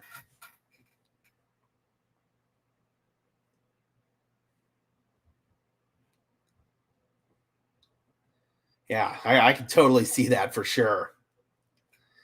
Moss ain't no Cooper DeJean. That's a fact. I'm not worried about Vance Joseph at all because, again, this isn't defensive play calling that's the issue. It's execution. I will say it time and time again. This is not a play calling issue.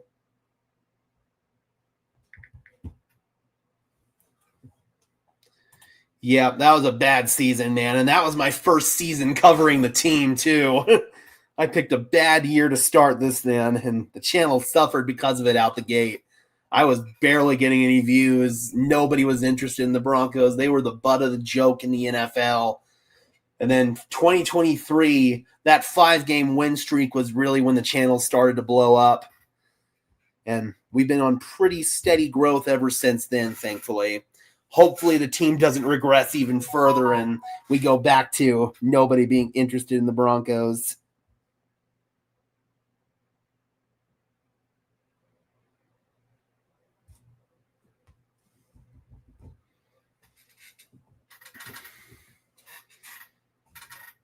Our offense sucks, and I expect to let Powers and McGlinchey walk in free agency. Well, you're financially committed to both of those players for multiple years. Why haven't we improved on offense? It's a litany of things, and I think it could all be traced back to the offensive line, quite frankly. You guys want Moss to cover for 7 seconds. He just forced an interception and covered for 4 seconds before getting beat. Exactly. When you play man coverage and you can't get pressure on the quarterback and they have time to hold on the ball forever, you're going to get beat. The pressure's going to break down. That's what's going to happen.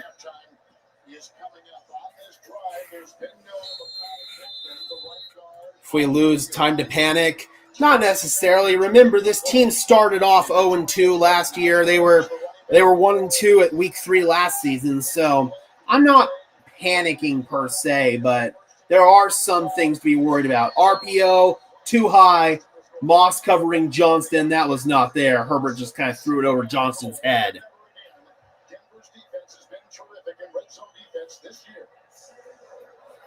This is why they traded Vele. We need all the draft picks we can get. And given the fact that's going to be a pretty high pick, it's probably going to be a top 100 pick. You can get a premium player with that pick, especially on the offensive line. You could get a center with that pick. You could get a guard with that pick.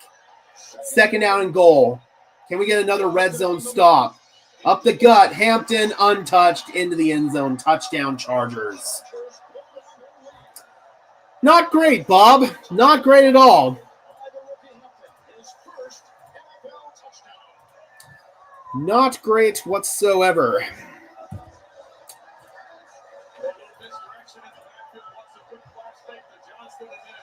Looked like Iomo Wazurike got washed out on that run, and nobody was there to tackle.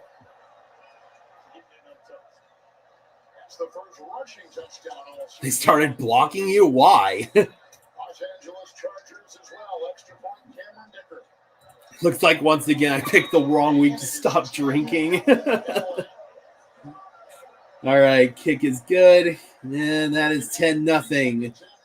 Minute 53. Denver does have the opportunity to double up here. If they can get a score before halftime, they get the ball to start the second half. So, yeah, in all seriousness, though, Holy Diver, keep it up, man. Great work. I definitely am proud of you, for sure. I personally do not partake in the booze. I've got several family members who are alcoholics, so I figured the best way to not be an alcoholic is just not drink. I think it's a pretty good strategy. See? Now that's a smile. Okay, now everybody. Yeah, that touchdown was rough, man. If Nix just set his feet, that would have been an accurate throw, and that would have been a touchdown. The biggest concern, I would say right now with Bo Nix is his footwork. However, I will say Josh Allen didn't really improve his footwork till year 3 either. So maybe year 3 is the year we see Bo Nix improve in that department. It's not really something you can make drastic changes to in season, but hopefully he has another off season, and that is something he really invests time in improving. Another 3 and out coming. We'll see. Just get that first down, man. Just worry about getting that first down. R.J. Harvey on the kickoff return here, and he gets it past the 25 to 27. Minute 46. Denver's got 2 timeouts to play with. Let's try to get some points. Again, you can double up here, but cannot have a 3 and out. Cannot do it. All great quarterbacks grind on fundamentals in the offseason. Absolutely. And hopefully now that this will be Bo Nix's second offseason, he might have an opportunity to be able to grind on some of that stuff instead of focusing on trying to master the playbook and all that stuff. 1st and 10. Here he's climbing the pocket, throws off platform, just dumps it underneath to Sutton. 2nd down and short, so a positive play on 1st down. Picks up 8 yards, 2nd down and 2. Again, let's just pick up that first down. 3 receivers set to the right side. They hurry it up. Nix fires over the middle, and it's off target. Incomplete, looking for Troy Franklin. Looked like Franklin was sitting down, and Bo was trying to put it in a spot, and it wasn't the same location that he was expecting. Oh, no, it got tipped. It got tipped. Never mind. Tipped at the line. That's an offensive line problem. That is an offensive line problem. Yeah, that was a tip. 3rd down and 2. Nix fires, slant, caught, 1st down, Cortland Sutton. So there's your first down. Minute 15 and counting. Denver still has 2 timeouts. Nix getting everybody aligned. We're going up tempo. Nix, good pocket, comes underneath, incomplete. Looking for Mims. It's a little inaccurate on that throw. Mims was well covered, tried to snap back to the ball and couldn't. 2nd down and 10. Benjamin St. Juste jumped that route again. If you can get him on like an out and up or something like that, he's a jumpy corner. Jumpy corners can get burned on double moves really easy. 2nd down and 10. Denver's at their own 40-yard line. Chargers are showing some pressure here. Let's see if they bring it or back out. Nix is making a check. 4, 3, 2. They get it away with 2 seconds. Nix, pressure's coming from Still. Nix just throws it away.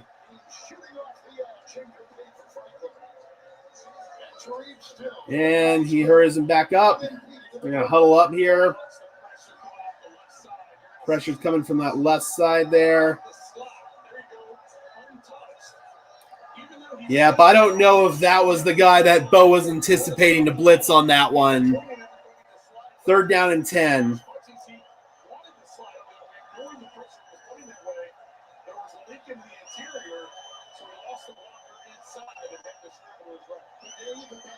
Nix in trouble. Nix tries to avoid the sack. Nix is going to run for it, and Nix is short of the line to gain, but you're close enough where you might think about going for this.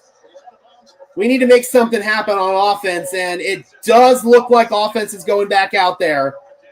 Good job by Bo taking off. It's 4th down and 1. This is very much a go-for-it situation. Sean's calling in a play, so I don't think they're just going to get up and try to hard count him. They're going to run an actual play here. They're calling it 4th down and 2 officially.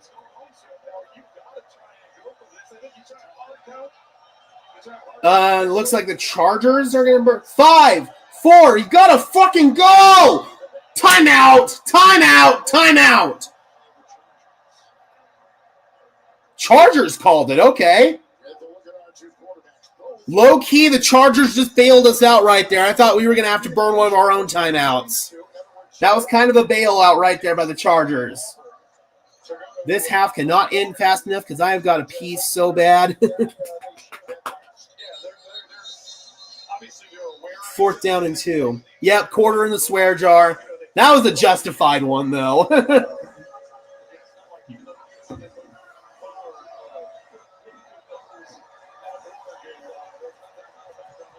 Yep, I agree. This one is not on Bo whatsoever. He's trying to make chicken salad out of chicken you-know-what out there. All right, 4th and 2. They're not going to try a hard count because they're in the shotgun. They're in a silent count here. Fake the toss.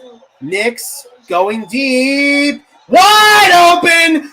Oh, yeah, Cortland Sutton walks into the end zone, and Denver with a big-time touchdown. Let's go! Let's go! They didn't think that we were going to throw deep there. There was nobody covering Sutton. That was as wide open gets. Let's go! All right, we got all 22. It's going to be a deep over route here from Sutton. What's the coverage here? Oh, it looks like just some sort of cover 2 here, actually, and looks like Sutton just completely got past Alohi Gilman, who was trying to play that deep half. They rotated into that coverage, and Gilman got out of position immediately. That was just too easy. Easy throw, easy catch. Easy.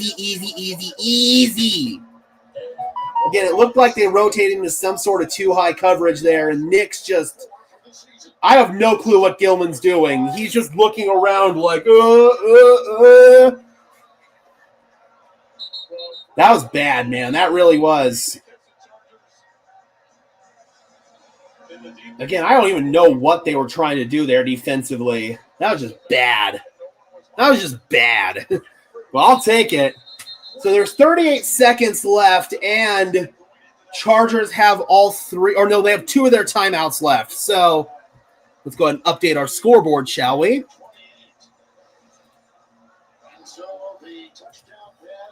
So that just injected some much-needed life into this Broncos offense.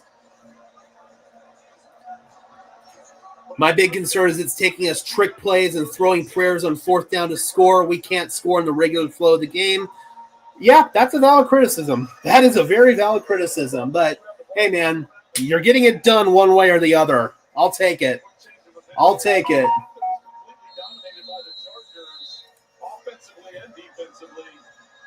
Yeah, run blocking is still not good. Not good whatsoever. And here's Hassan Haskins, running back out of Michigan.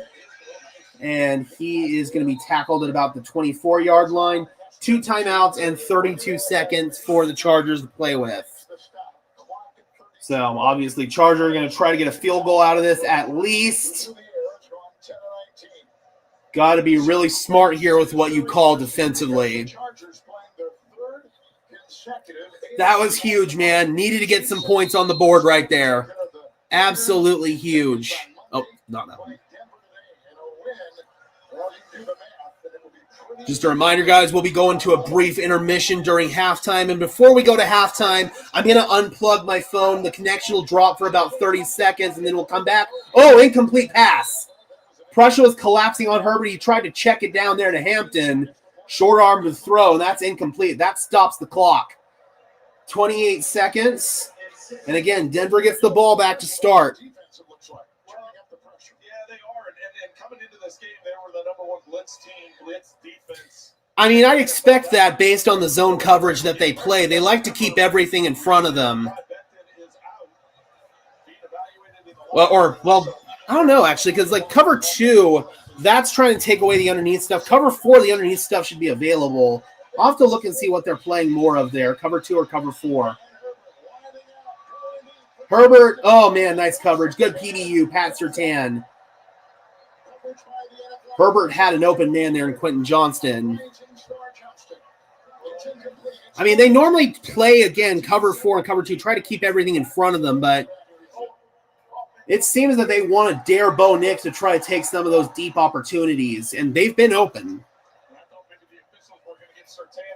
That's a great play by Pat Surtain, and offensive hold the boot on Salyer. He's all over John Franklin Myers right there. That's an easy holding call all day. Yeah, definitely holding in the backfield. I don't think there's enough there. Yeah. Surtain against Johnston to get the flag up the field. Yeah, they won't call that. That's not enough to get called. 2nd and 8. Outside. Hampton bounces off Singleton. Finally forced out of bounds by Jaquan McMillan. They'll bring up a 3rd down, 16 seconds left. I would kill, honestly, to have like the live all 22 for all networks. I'd pay good money to get that. Amazon does it for their games, but I wish I could give like more definitive answers on what kind of coverages each team's playing. You can't see the safety, so you can't really tell what they're playing. You can tell usually if it's man or zone, but you can't tell what kind of zone most of the time. So that's why I really would love to have live all 22. And they're just going to run it up the middle, 4th down. Sean's going to call a timeout. So he's going to make them punt this, try to get a big return here.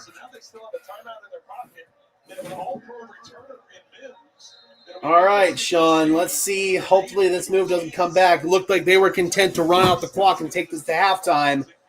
First of all, no muffed punts. Got to secure it. And if something pops, great. Yes, exactly. When he does set his feet, he is accurate as you know what. He's just got to consistently set his feet. All right. Is Denver going to try to force a punt block here? I kind of hope they don't. Be smart with this. No penalties. Field it clean. Fair catch. Good catch. All right, 4 seconds. We're going to go to halftime. They're just going to come out and take a knee, and we're going to go to halftime. Let me go ahead and update this.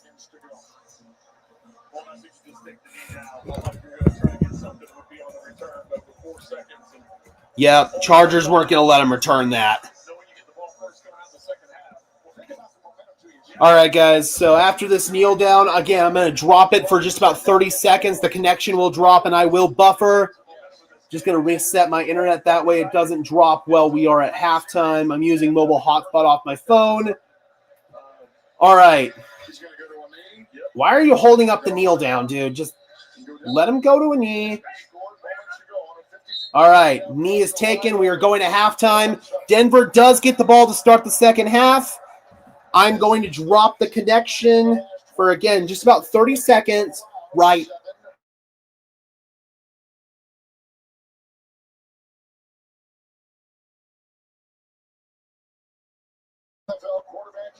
All right, we're back. I'm going to refresh.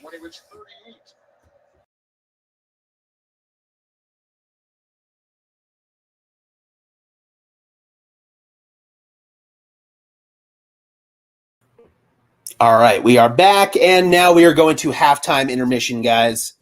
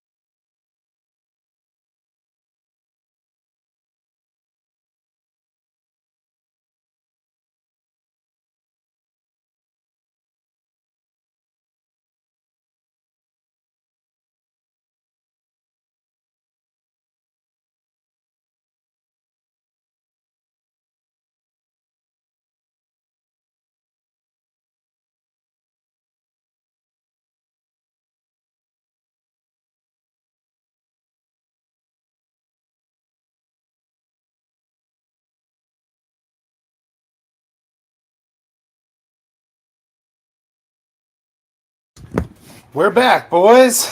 Let's go. Second half action. The Denver Broncos get the ball to start the second half, so big opportunity here. Finally got something going on offense. The deep connection to Cortland Sutton. Defensively, overall, it's been pretty solid. Not really a whole lot to complain about on the defensive side of the ball. Struggled on offense, especially from the run game perspective. The run game was just bad. All right, kickoff. And here comes Marvin Mims. Mims gets across the 25, has a good block, and Mims will be spotted down at the 35-yard line. So that is where Denver will get started here on this drive. That's basically a glorified touchback. Here's Jim Harbaugh talking about how the first half went for his team. What's going on, Joshua? Good to see you, my friend. Hope you are doing well. Just execution, been good, so we're just going to keep going here. Any update on Najee Harris? Yeah, no update this time. All right. First play of the second half is a handoff to Dobbins, who turns the corner. There he goes! J.K. Dobbins still going. Dobbins inside the 25-yard line, and an explosive run to start off the second half by the Denver Broncos. What a run. 41 yards. J.K. Dobbins, excellent block by Bulls. Pat Bryant, chef's kiss block. Oh, gorgeous blocking there. Now they're going to give it off here to Dobbins again, and he's able to spin forward from the left side and pick up 6. Let's go. Good running to start off the half here, boys. And that was an explosive one that we definitely needed. Yes, I would agree. And the run blocking, man, definitely looking better to start off the half. That was the big issue with the run game in the first half, which is really bad run blocking, but see if we can get a little more balance here on offense in the second half. Nix is in the gun. 2 receivers to his right. Nix looking right. Pulls it down. Tries to check it down and does to Dobbins. Nice catch and move by Dobbins. Dives into the end zone. Touchdown, Denver. 3 plays is all it takes for Denver to strike. And that completely changes the game, boys. What a freaking drive. Thank you so much. I appreciate you. Let's go, baby. Mims with a great block. Good blocking from the wide receivers, man. And make sure he doesn't go out. He does not go out. He's in. That's a touchdown, baby. Oh, my God. Tiptoeing down the sideline. Here's Will Lutz. Good hold. Extra point is perfect. And the Denver Broncos take a 14-10 lead to start off the half.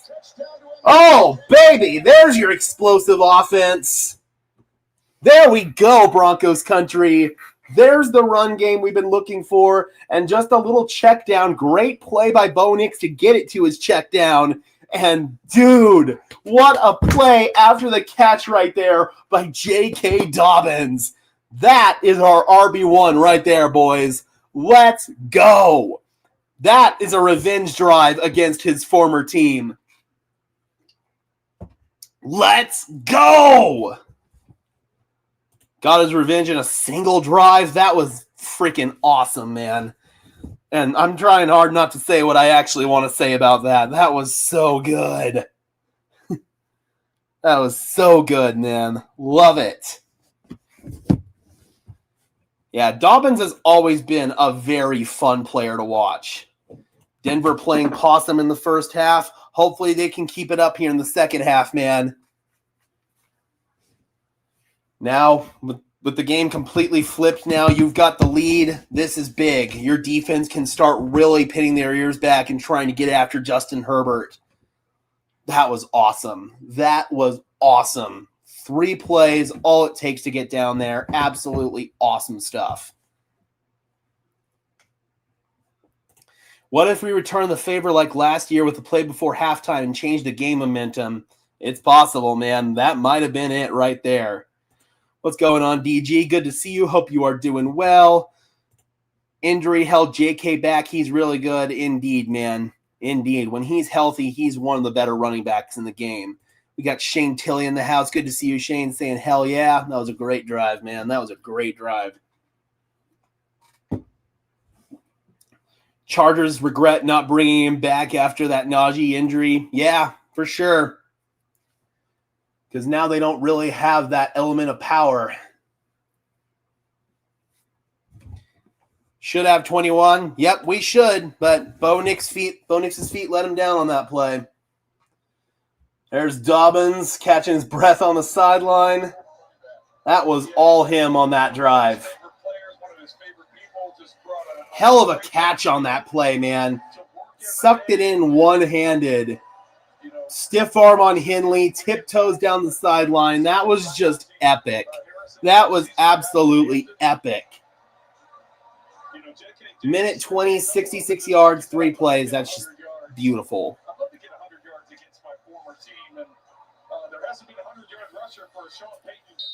The last time the Denver Broncos had a 100-yard rusher was Latavius Murray in 2022. Will this be the day that finally changes? And Darius Davis on the return. He muffed it! He fumbled the ball! The ball's out! Who's got it? Who's got it? Who's got it? Who's got it? Denver ball, Denver ball, Denver ball. Come on, come on. Give it to us. Give it to us. He fumbled the ball.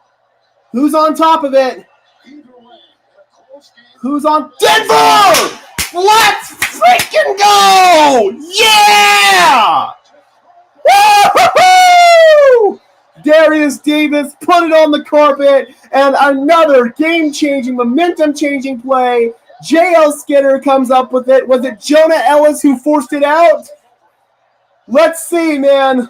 Who forced it out? It's Jonah Ellis with the peanut punch, and J.L. Skinner vacuums it in. What a big sequence, man. You get the touchdown at the end of the half. You get the touchdown coming out, and now a big game-changing turnover. Let's go. That is awesome, man. Oh, that's awesome. Let's capitalize. Let's get some points. Let's flip this thing completely on its head. Denver's got the ball at the Chargers' 30-yard line. And guess who? Dobbins, patient running. Lowers his shoulder, only 1 or 2 yards. Still, good patient run there by Dobbins. Let's go, baby. 2nd down and 8. You're already in field goal range, but we've got bigger fish to fry here on this drive. Gave him 2 yards and holding up the play here, giving the Chargers a chance to sub. They're not going to. 5 wides here for Denver. Nix is killing the play at the line. 2nd down and 8.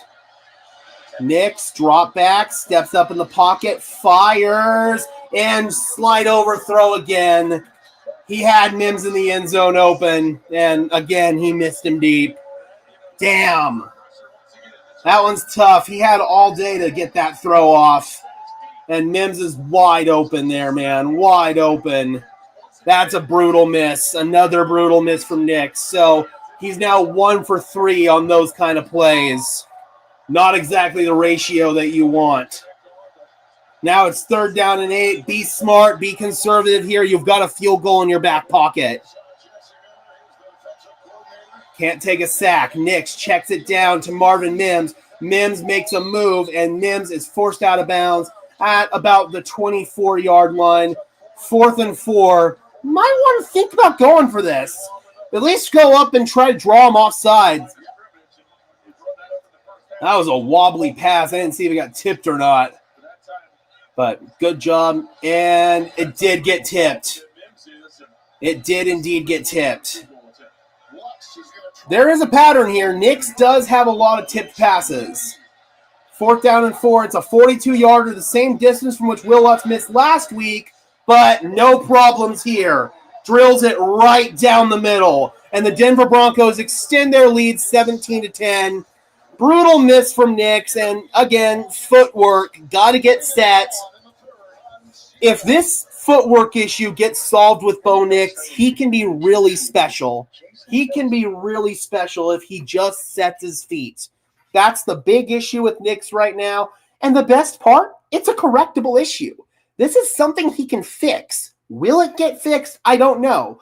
But this is a very correctable issue, folks. So, again, there's a lot of reason to be optimistic here with Bo Nix. We've just got to get the footwork issue figured out. Still, though, man, Broncos, that really did flip the game on its head right there. We've got a 17-10 lead. A touchdown would have been huge right there. Again, gotta set your feet. Gotta set.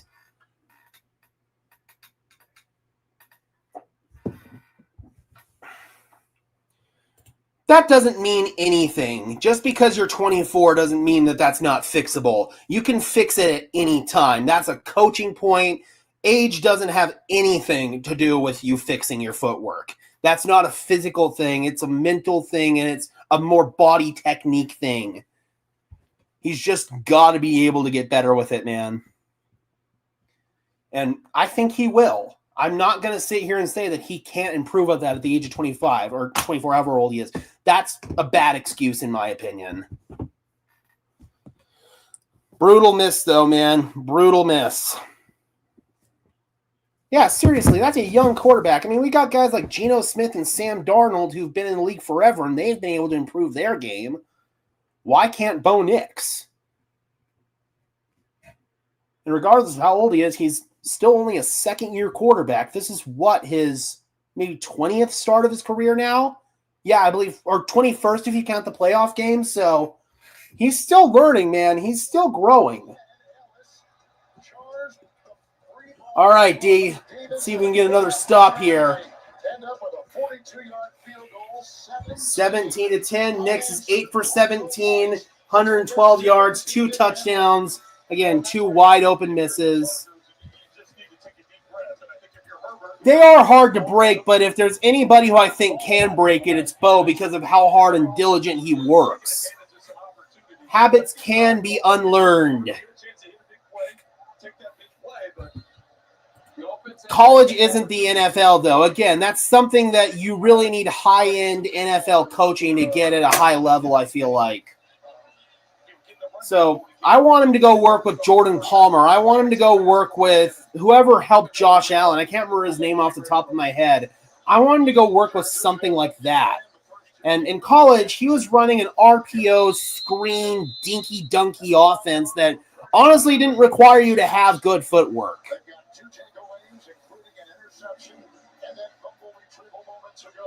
He didn't really drop back and have those pure drop-back progression plays more than like 2 or 3 times a game at most. Nice tackle there by Devon Key on the kickoff return. 1st down and 10 for the Chargers. This is a big drive here for the Broncos defense. Mekhi Becton out with a head injury, and then obviously Najee Harris with his Achilles.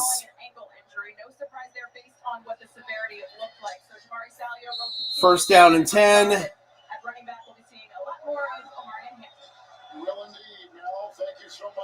Herbert 10 for 20, 128 yards.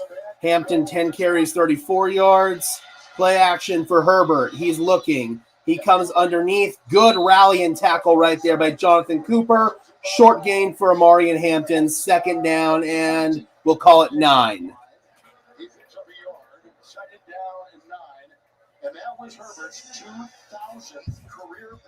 Well, bailing on clean pockets is a little bit different than just pure progression footwork.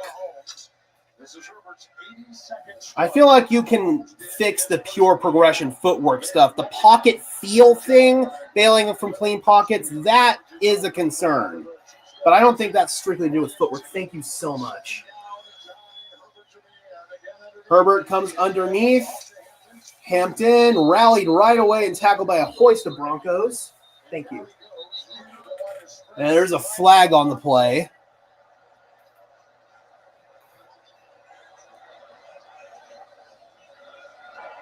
Illegal contact. Defense number 2. 5-yard penalty. Automatic first down. Hats are tan, man. That's tough.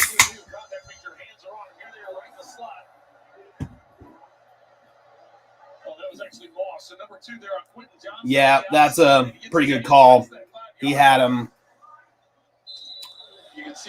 Stupid back-breaking penalties, man. Stupid back-breaking penalties. Chargers are at the 31-yard line, their own 31. Handoff. Hampton exploits a hole, and Hampton first down. Had a big hole to run through there. Brandon Jones finally brought him down. Let's see who got washed out there for Denver. Looked like it came kind of towards the middle. Let's get some first downs. Let's keep our defense on the sideline. Give them the time to catch some breath, run the football, and get some of the passing game going right now. Greg Roman's dialed up on that. He was grabbing him. It might have been a little ticky-tack within the 5-yard area, but he was grabbing him. Herbert fires, resets, incomplete, and no flag. McConkey fell down. He's looking for laundry. Oh, there is a flag. There is a flag. They threw it late.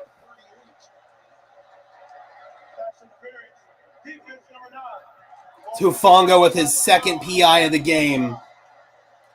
So 2 killer penalties back-to-back for the Broncos on defense. That's just freaking brutal. Undisciplined, man. Yep, caught him right there by the ankles.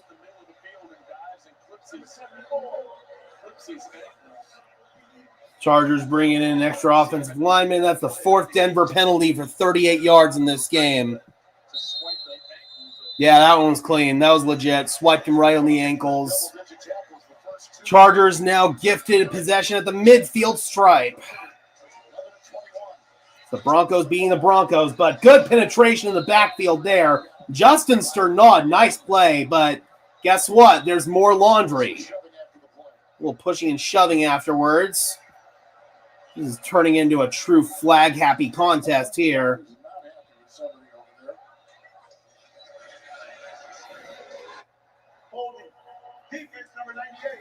Brother, you're kidding me.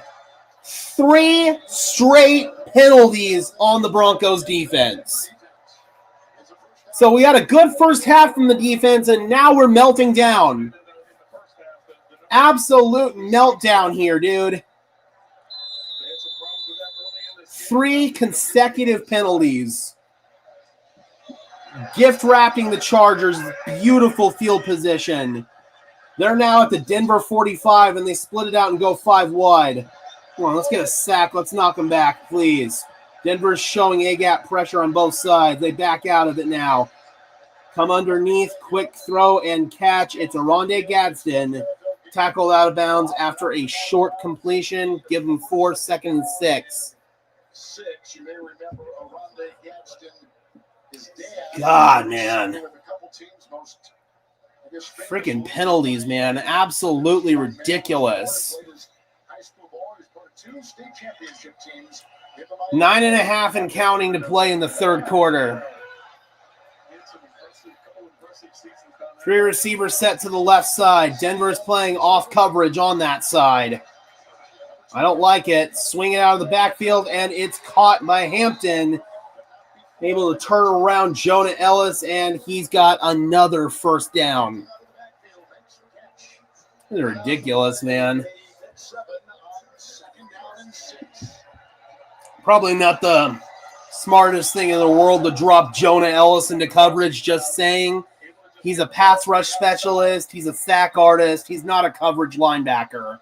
I understand that sometimes it has to happen, but I don't like it when it does.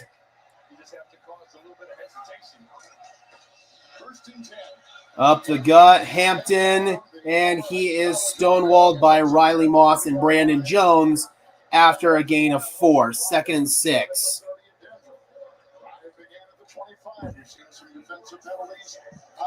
Three brutal defensive penalties. This season, the Broncos defense has allowed 0 second-half touchdowns, but unless Denver locks in, this could be the drive where that changes. 2nd down and 6 now for the Chargers. They're at the Denver 30-yard line. Herbert's under center. Scott Matlock goes in motion, the big fullback. Herbert's got time. Herbert runs out of time and just throws it out of bounds. Tucker Fisk, the nearest receiver in the area, and that was actually a pretty decent coverage rep there by Nick Benito. If you're going to drop an edge rusher in coverage, that's probably the one you should drop in coverage because he makes good plays in coverage. Oh, man. Herbert had Johnston open. He beat PS2, just couldn't get it to him. That was a lucky break right there for Denver. All right, the big play. Broncos country is getting loud there at SoFi Stadium. It's 3rd down and 6. Chargers having to use a silent count at home. 3 receivers to the right. 3rd and 6. Herbert comes underneath. McConkey on the slant. 1st down. Working on Pat Surtain. Damn.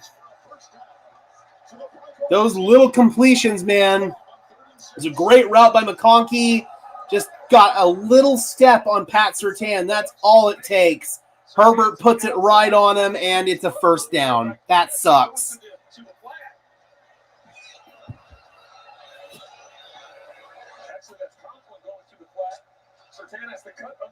Yeah, that's just tough, man. 1st and 10. Denver's showing a quarter shell pre-snap. They're bringing pressure. Herbert steps up and skips that one incomplete. Hit the ground looking for Keenan Allen. 2nd down and 10.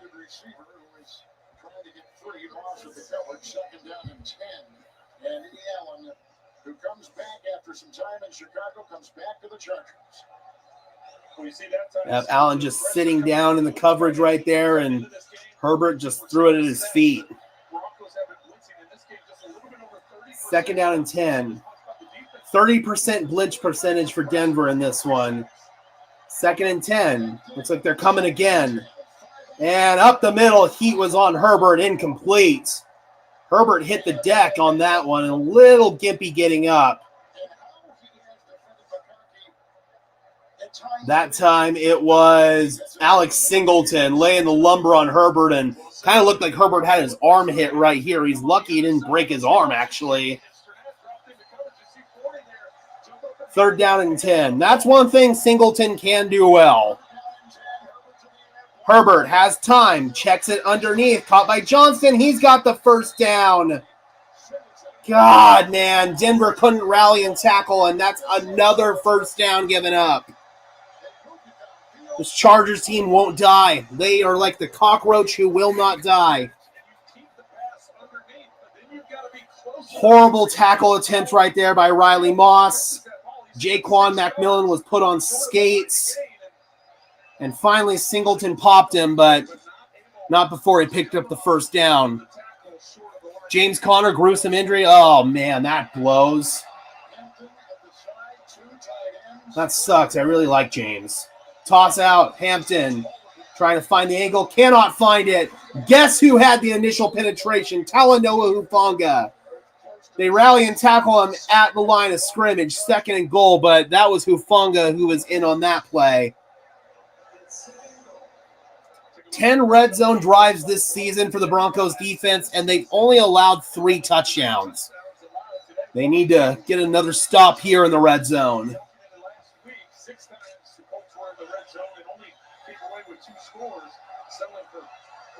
2nd and goal. 5:53 and counting in the 3rd quarter. Chargers are at the Denver 6. Herbert has time. Herbert's flushed out right. Herbert looking end zone, incomplete, off the hands of Gadsden. Good coverage by Riley Moss, and now it's 3rd down and goal. Denver's given up a couple of 3rd downs consecutively here. Let's see if they can hold tight here and force the Chargers to kick a field goal. This is a big-time 3rd down. Big-time 3rd down here.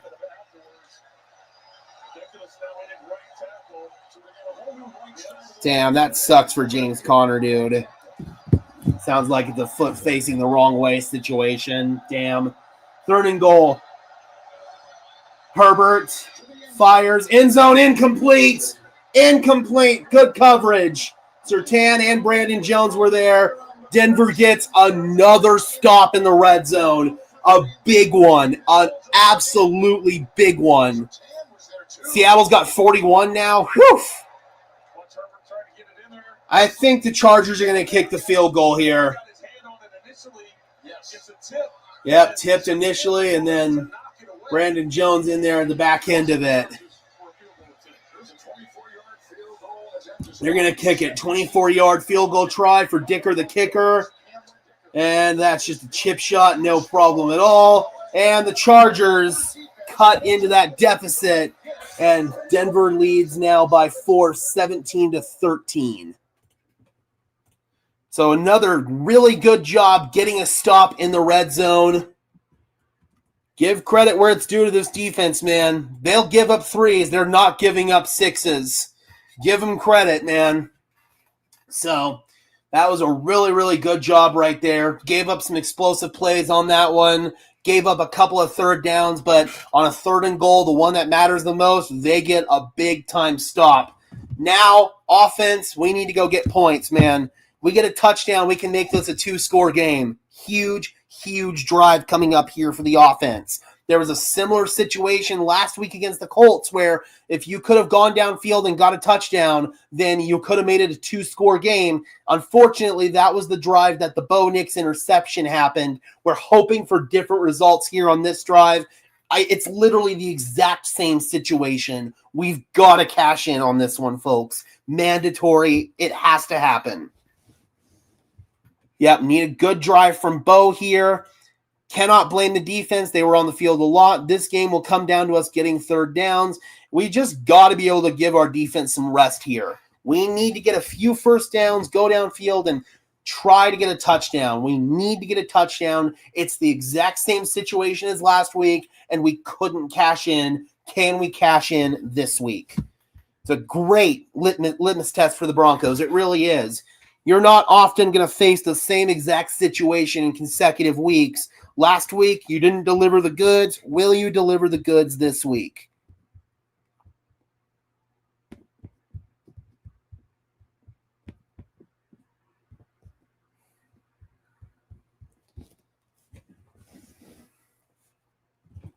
Refs manufactured the drive for the Chargers. The first flag on Surtain was weak. It was still enough contact they were going to call it, man, be it ticky-tack or not. At the end of the day, Denver's got to find a way to overcome it, and they were able to get the stop in the red zone, which was huge. I cannot stress enough how huge. In the original hit series, Tulsa King, featuring guest star appearance by Samuel L. Jackson, now streaming exclusively. All righty, here we go, boys. 10-0, LA led. That was a 14-play, 69-yard, 6.5-minute drive, and all they got out of it was a field goal.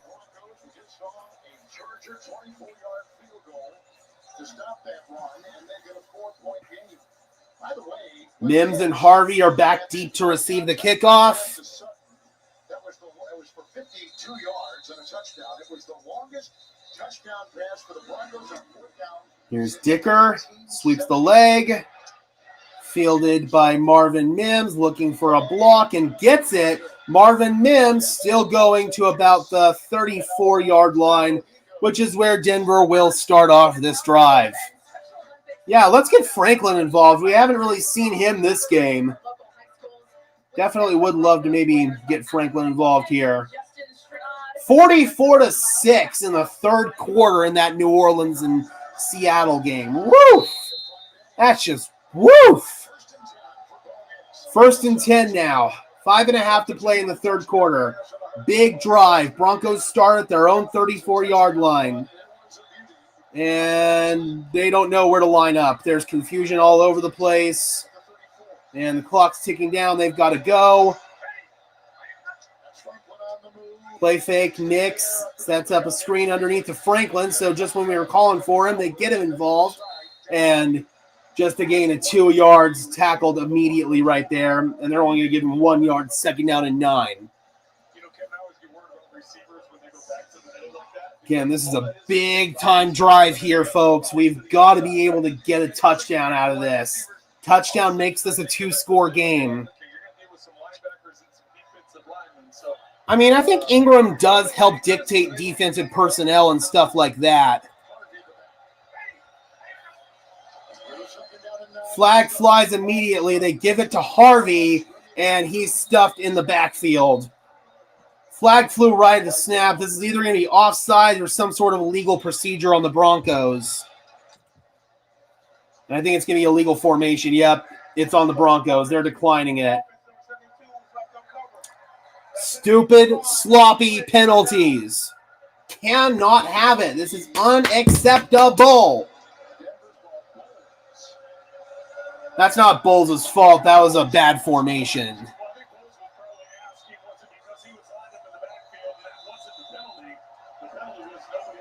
Yeah, the penalty was nobody was covering him up. That's on the formation. That's not on Bowles. Bowles misunderstood what the call was. But third down and long once again, man. You cannot live in third and long. It's freaking third and 11. Behind the chains. Here comes a screen or something like that. Nope, over the middle. Pass is caught by Harvey, and Harvey is tackled by Tarheeb Still, and a quick 3 and out for the Broncos. Damn, man. Penalties, man. Penalties, penalties, penalties.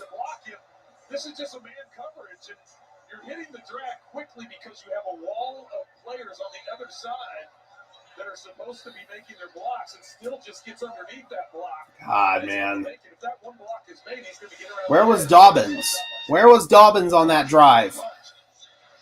We need a big one here to uncork from Crawshaw. He's standing at his 21. Kick is away. Good hang time and fair caught at about the 15-yard line. Just under 5.3. The rookie does it again. Yep, good punt from Crawshaw. He's been a bright spot today for sure. Once again, man, you completely stall out on offense. Freaking terrible, man. Absolutely terrible. You're getting in third and long situations way too often. What a horrible sequence. Horrible. That was the drive that could have changed the momentum of this game and didn't do anything with it. So you failed the test 2 weeks in a row. 2 weeks in a row. You've got an opportunity to make this a 2-score game, and you failed the test. This team still has a long way to go, man. This team still has a long way to go. They're continuing to beat themselves over and over and over again. Oh, really, really, really bad, man. Just, you can't do that. It's feast or famine all day with this offense. Either you're going to have a big scoring drive or you're going to be a 3 and out. There's not much in between. Really, really bad. Not a good thing to hear when your punter's having a good day. Exactly. This is a big drive again defensively here, and they did their job on the last drive. They held them to just 3 points. Offense had a chance to make it a 2-score game, and they couldn't do it. And I will say, if anybody blames Bo Nix for how today's going, it's just not accurate. He is not the problem today. Oh, God, man. Brutal. Absolutely brutal. This offense has their moments, but they're just not consistent enough. Yeah, I agree. A complete lack of discipline, especially for a Sean Payton coach team. And that's a surprise. A complete lack of discipline. Trust me, I'm surprised we haven't seen like Sean rip into guys for this. This can't happen.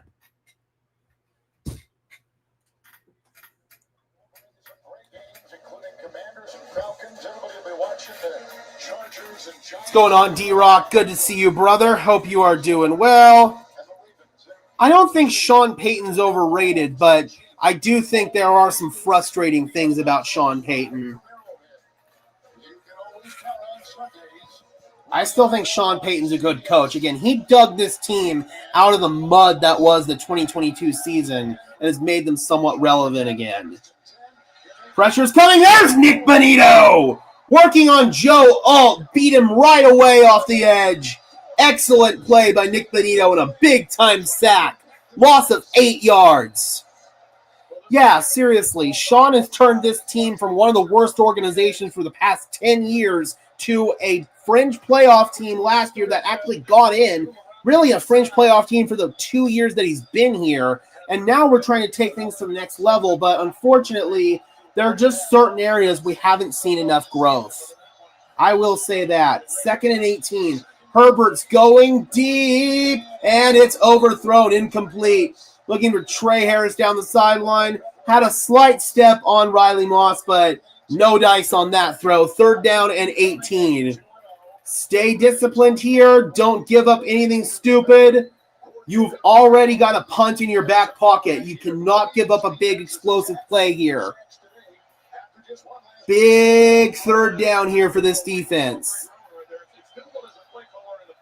I mean, you could bring some pressure here, but if you don't rush enough, or if you don't drop enough guys into coverage, that's where Justin Herbert can pick you apart. 3rd and 18, just drop back. I'd only rush 3 guys. They're going to rush 4. Herbert steps up. He's just forced to check it down underneath to Hampton. Good rally and tackle. Singleton was there along with Barron. It's 4th down. Great stop. Denver will punt. And we can thank Nick Benito for killing that drive for the Chargers. Thank you very much, Nick. And Zach Allen delivered a hit on Herbert as he got that ball away. Denver's put Herbert on the ground a few times. They've gotten sacks. They've gotten QB hits. Much better day from the defensive line than what we saw against Indianapolis last week. That was a big stop, and now Denver figures to get the ball back with pretty good field position. Kick is away. Big booming kick from J.K. Scott. Fair caught at the 41-yard line by Marvin Mims. Yeah, I think that's a great way to put it, Gabe. Sean's got frustrating quirks, but overall he's a good coach. And that was a big stop once again from this defense. Defense has really played well today. They've been pretty lights out. Now, once again, this offense has an opportunity with good field position this time to go downfield and get points. Touchdown makes this a 2-score game. We've got to get a touchdown here. 1st down and 10. Franklin goes in motion. Nix stepping up, looking, not there. Nix rolling. Nix running. Nix flushed out of bounds. Gain of 6 or 7 on the run. 2nd down and manageable. 2 minutes and counting in the 3rd quarter. They gave him 6 on that one. 2nd down and 4. Exactly, Kim. No stupid penalties and stalling out. We need a sustained, methodical drive here, and we've got to punch it into the end zone. Mandatory. It has to happen. 2nd down and 3. Broncos at their own 48. Handoff up the gut. It's Dobbins. That up the gut running is working really well, and Dobbins popped at the Chargers 40. Nice run by JK. Guys, I caught up with Khalil Mack pregame. He was in good spirits, had a big smile on his face to go with that massive brace on his left arm, but he said he's feeling good. He's antsy. Yeah. Khalil Mack had that ugly elbow dislocation against the Raiders last week. He's on short-term IR, so probably going to miss about 4 weeks. Then he should be back with a big brace on his elbow. Tough MFer, man. 1st down and 10. Back to the run game. It's Dobbins. And a pretty decent surge from the line there, pushing up front, and another nice 4-yard run. 2nd and 6. Keep yourself ahead of the chains. We'll take it all day long.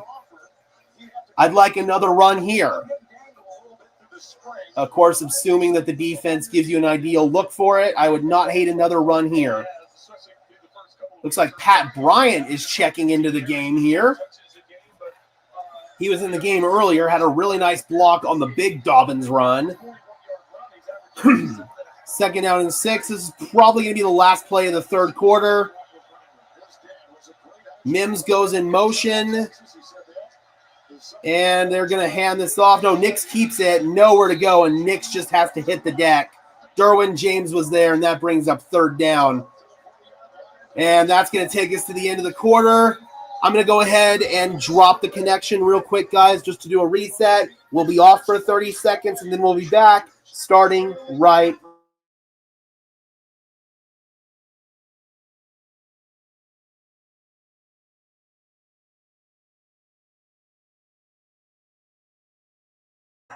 It helps save you time.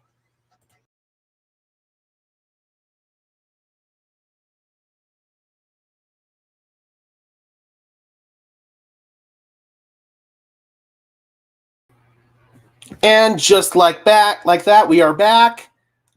I told you guys we were going to freeze right there. I told you what was about to happen. I told you we were going to unplug. All right.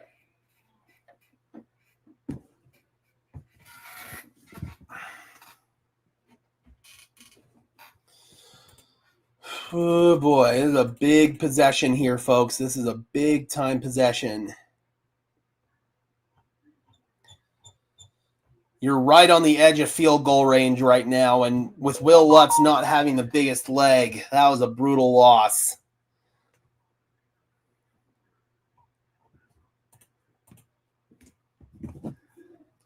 Yeah, I'd call a screen or something like that here. Just try to get enough yards to set up a more manageable field goal. At this point, you're playing for the field goal. Let me go ahead and change the banner. Fourth quarter, guys. This is where you choked the game away last week. We can't have the same thing happen here. We cannot choke this game away. We've got it. We've got it right there.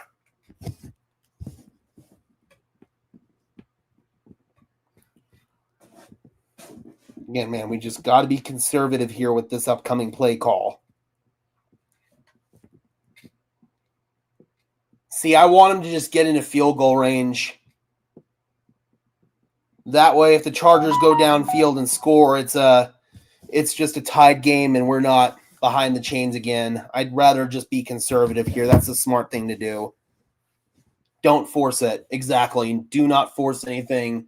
I'd be okay with a screen or a draw or just something to pick up some yards. That way you get back into field goal range and kick it. But let's see what Shawnee Boy wants to do.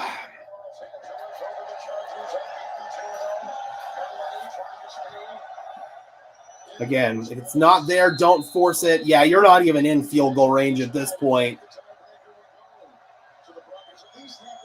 Got to be smart with this. Over the middle, tipped and caught by Lucas Kroll. What was that?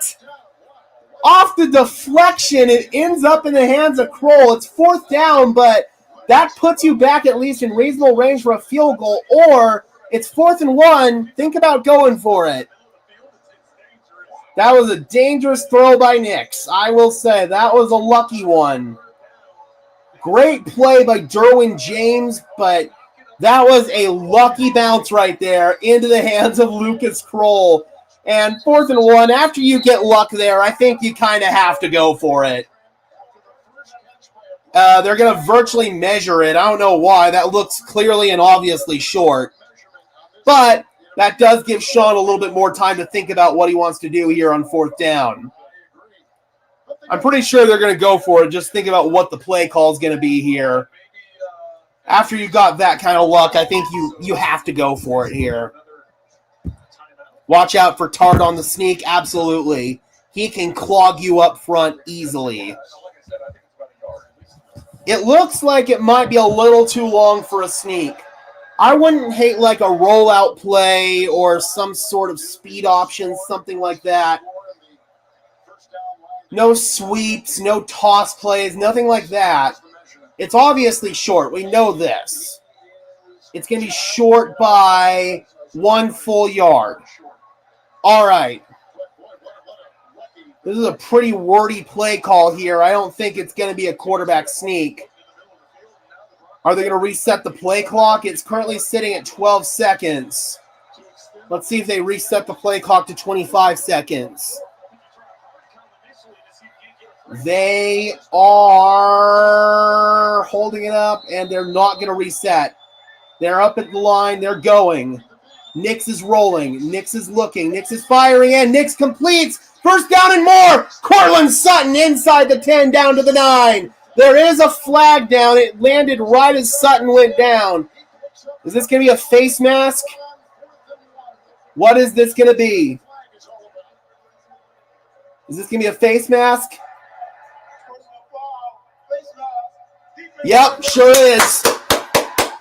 Let's go. Half the distance to the goal. So that helps you out, and that turns a first and goal from the 9 into a first and goal from the 4.5. A week ago against Indianapolis, he had 1 catch for 6 Yep. yards. There's the face mask right there. Looked pretty obvious in real time. Yep, right there. First down and goal. 3 receivers set to the left side.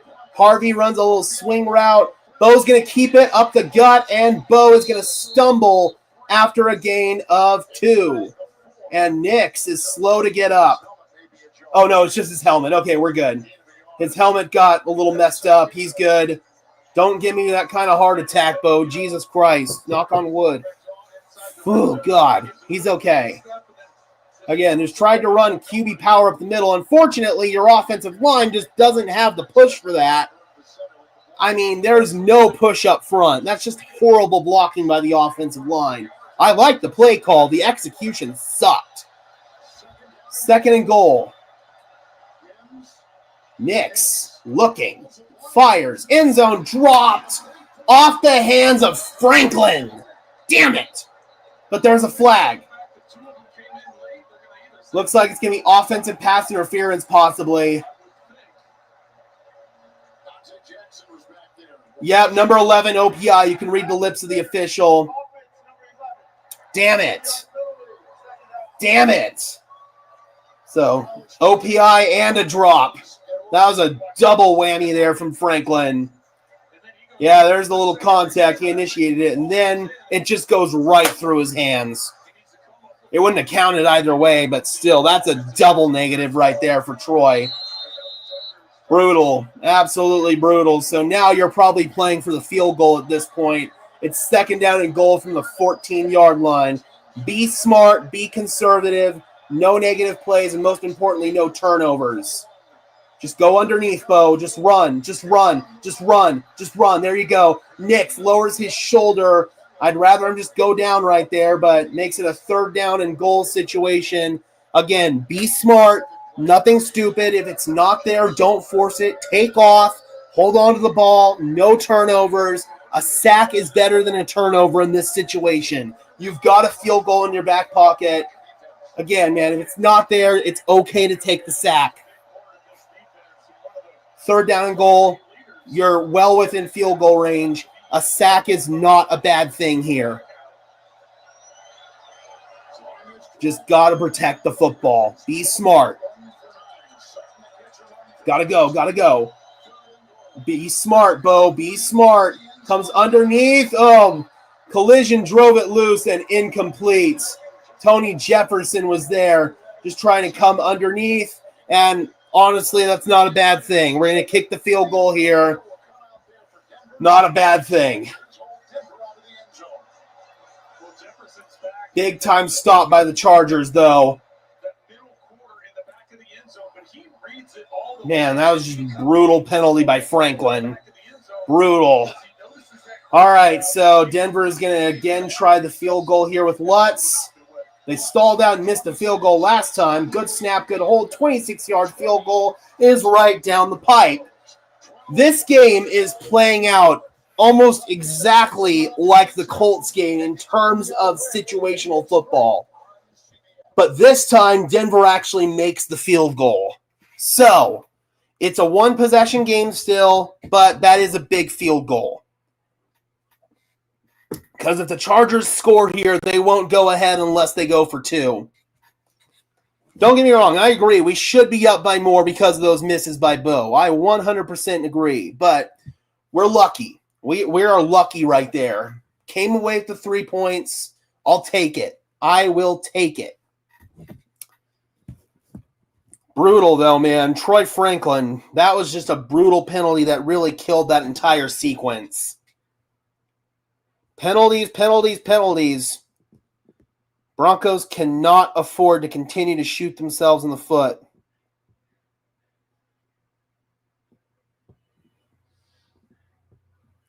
Oof, man. Yep, we'll take the 3. We'll take it. It's not what we want, but we'll take it. We will take it all day long. Not a great red zone series at all. And again, it's because of that stupid penalty, man. Troy's going to lose me in my fantasy match. I mean, he has the big game. You should have expected a dud after that, man. That's how it usually goes around here. All right, D, let's step up to the plate. Time to put your nuts to the wall. Let's go.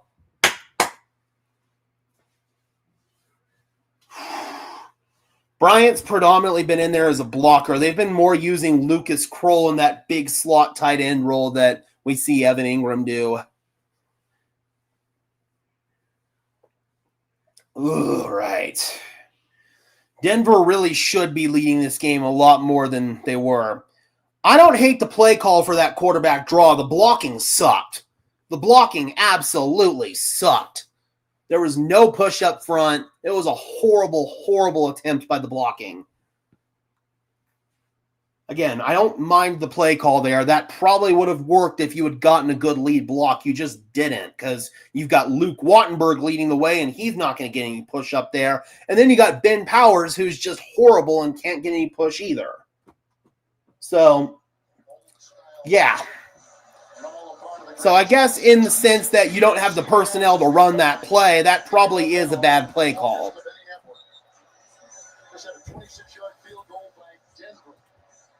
All right, let me go ahead and change this real quick here. Denver's up 20-13. Chargers led 10-0. Denver's been able to really bounce back well.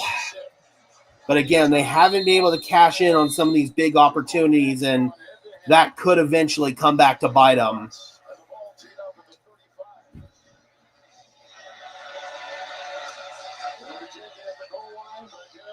Darius Davis, who had the fumble earlier, and he gets popped. Jonah Ellis lays the lumber, and that's going to bring up, I believe, first down from the 10 or from the 20-yard line, but we've got a flag on the play.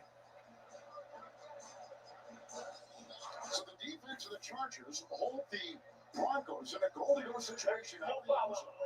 Nope, they pick it up. No foul on the play. Pick it up, as you can see. Yeah, Ellis is blossoming right before our eyes, man. It's pretty fucking cool to watch. That's a quarter in the swear jar. It's really damn cool to watch, though. Yeah, that was at my high school. Broadcasting in high school. Yep, defense has been keeping us in it, man. The stops in the red zone have been huge. First down and 10. See if we can get another stop. Oh, Hufanga laying the wood there. Up the gut. That was Omarion Hampton. He gained 7, but Hufanga just laid a big-time hit on him. I was 5 years old. We were just happy to be losing it. Second down and 3. Because that meant the tooth fairy was coming. Good-looking hair, too. Good-looking hair. Dak threw a pick, not totally on him. It was tipped. How's that game going right now? God, that New Orleans-Seattle game is just pathetic. Oh, 31-14 Chicago? Holy shit. Whoa, I did not expect that. Play fake, Herbert. And off the hands of Tyler Conklin, they were trying to set up the tight end screen. Incomplete. We got another big third down here. Like Hufanga might have been on that one as well. Number 9, man. He flies all over the field. Completely unrelated, I hate the short hair on Justin Herbert. He needs to grow his long hair back. He does not look right with short hair at all. There are some guys like me who do not belong or do not have any business having short hair, and I think Justin Herbert is one of those guys. He needs his long hair back. Third down and 3. Pressure's coming from Tillman. Pass is caught. That was Keenan Allen working on Alex Singleton. Herbert took a big shot. Pops right up afterwards. That was a big hit he took from Tillman, and the whistle's blowing. Oh, I've seen less called there. That's kind of lucky that's not roughing the passer. Meanwhile, the center Bradley Bozeman is shaken up for the Chargers. a former Raider. So Andre James, the ex-Raiders center, is going to check in now. Chargers are facing a 1st down and 10 when we come back from the commercial break. I saw that, and I got to be honest, man. As good as that Falcons roster is right now, it should have at least been an open competition between Kirk and Penix. It was very clear towards the back half of last year that Kirk wasn't healthy. When he was healthy, he was playing some good football. I honestly think that they should have given Kirk an opportunity or eliminated this situation altogether and just shipped Kirk out of town. This whole situation sucks for Penix because he's got Kirk breathing down his neck, and I don't think Penix is ever going to really feel a sense of security until Kirk is gone. Again, man, I think that Kirk is the better quarterback of the two right now. And as good as that Falcons roster is, I don't think they have enough time to wait to develop a young quarterback. That might not be a popular take, but honestly, I think Kirk should be starting for them right now. Or if he's not starting, he should not be there. I've seen some really bad quarterback play here in these first few games, and the fact that Kirk Cousins is sitting on a bench right now is ridiculous. Absolutely ridiculous. And the league seems to think Kirk Cousins is done based on the reporting. If you actually watch the film and know what you're looking at, a healthy Kirk is not done, but last year he just wasn't healthy. Yeah, and then the kicker. Yeah, that whole situation. They got rid of Younghoe Koo, and their new kicker completely crapped the bed today. I'm sorry, man. I kind of despise the Falcons as an organization for how they're run. I think they are one of the most poorly run organizations in football, especially because they've got talent. They just don't know how to use it correctly. And my God, it's frustrating. Honestly, it feels like both of our offensive lines are getting nuked in this game.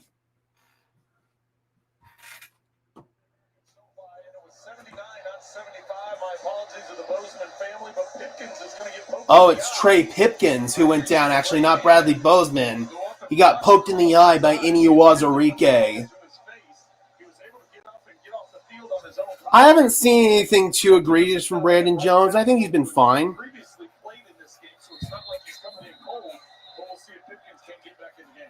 All right, 1st and 10 for the Chargers after that sequence. They're at their own 35. We need a stop here, defense. Herbert, play fake. Herbert stepping up. Herbert comes underneath and has a completion. It's Hampton who's met right away. No yardage after the catch, gain of 4.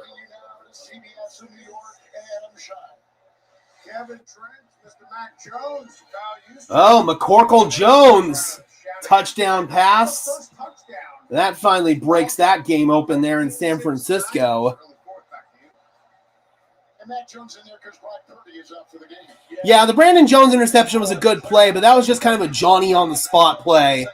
He was right there. It got tipped into his hands. That was more a Riley Moss play than a Brandon Jones play. Herbert, pressure's coming, delivers, complete, 1st down, Keenan Allen. There's Brandon Jones right there on the tackle, but not before Keenan Allen picked up another 1st down.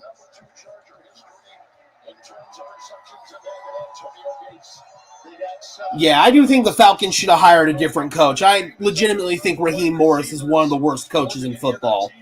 And that's not an exaggeration. I think he is like a bottom 3 head coach in football. And it's unfortunate, again, because that Falcons team has talent. Swing pass, caught by Hampton. There's the first play for Hampton, exploding down the sideline. And another 1st down for the Chargers. Looked like a miscommunication in the secondary. There was nobody accounting for Hampton on that play. 9.5 minutes to play and counting in this game. Need another stop, man. We need another stop. Chargers currently have the ball at the Denver 41. Some pressure here would be huge. They're just going to go with Hampton. Turns the corner on Zach Allen. Finally met by Alex Singleton after a gain of 5. Make it 6. 2nd down and 4. Probably going to cook up a Herbert run soon. We might see it, especially on 3rd down. That's the time where Herbert really takes off to pick up the first down with his legs. 2nd and 4. He doesn't want to run if he doesn't have to, but he will if he has to. Herbert looking. Herbert flushed. Herbert throws out of bounds, incomplete. Nobody open. Herbert forced to throw it away. Good flush by Denver's D. Zach Allen was in on that one as he adjusts his big elbow brace.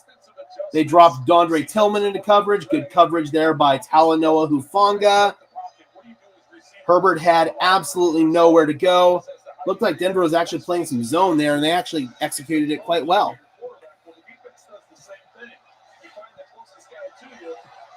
Where's JFM at? I mean, he had the sack earlier. Or the pressure, I should say, that forced the interception. He had that earlier. 3rd down and 4. Big time 3rd down. Herbert in trouble. Oh, big sack! Big sack! There's John Franklin Myers. There he is right there. He was in on that sack along with Nick Benito. That was right on cue. Where's John Franklin Myers? There he is. Let's go. That was right on cue. Let's see what happened here. Are they setting up a stunt? Nope. Franklin Myers just dump trucked the right guard. Benito was breathing down his neck, but that was JFM who's going to be credited with the sack. Excellent job by this Denver defense, man. They've gotten Herbert on the ground a few times. There he is, baby, and that's going to force a punt. That was such a huge sack. All right, nothing stupid here. Punt off clean.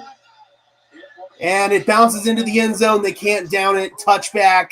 Denver will get the ball at the 20-yard line. At this point, Denver just needs to play for a field goal. Oh, are we going to commercial or not? Uh-oh, I turned the channel some. No. And then I turned the TV off, too. Come on.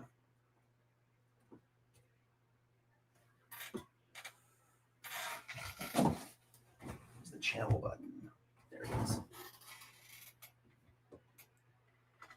All right, let's go, boys. J.K. Dobbins has 79 rushing yards today. We're just 21 yards away from having our first 100-yard rusher since 2022. We're close. We are this close. And they started off by feeding Dobbins, who cuts back inside, lowers his shoulder, gains 4, and now we need 17 more yards. Yep, we're on the watch. It could very easily happen. It might even happen on this drive. Knock on wood. Well, Dobbins is going to check out for this play. So we got Harvey coming in now. That makes me a little bit nervous. Looks like Dobbins needed a breather. They're in the pistol here. It's a condensed formation. Nix, flag flew. Nix just comes underneath. Harvey makes a nice move. Harvey's still going down the sideline, and he's got a first down, but there's laundry on the field, and this is probably coming back. Or maybe not. Denver's pointing at the Chargers. See what you say, Sean Smith. They're offside. Oh, offside offense. Adam Troutman's like, what the hell? Let's see. Oh, man. Troutman has low-key been a penalty machine.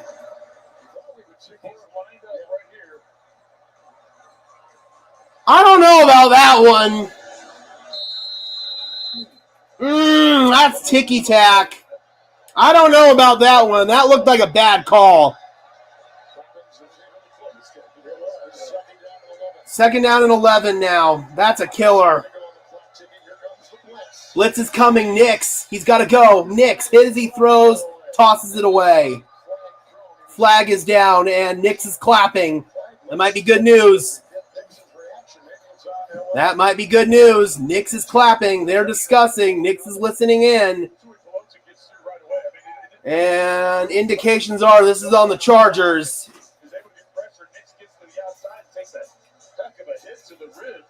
Is this going to be roughing the passer? Oh, it's on Denver. Oh, it's a face mask on Denver. Bulls. Ah!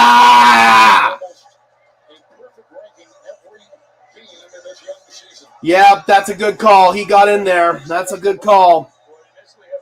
Oh, man. Nix took a big hit to the ribs.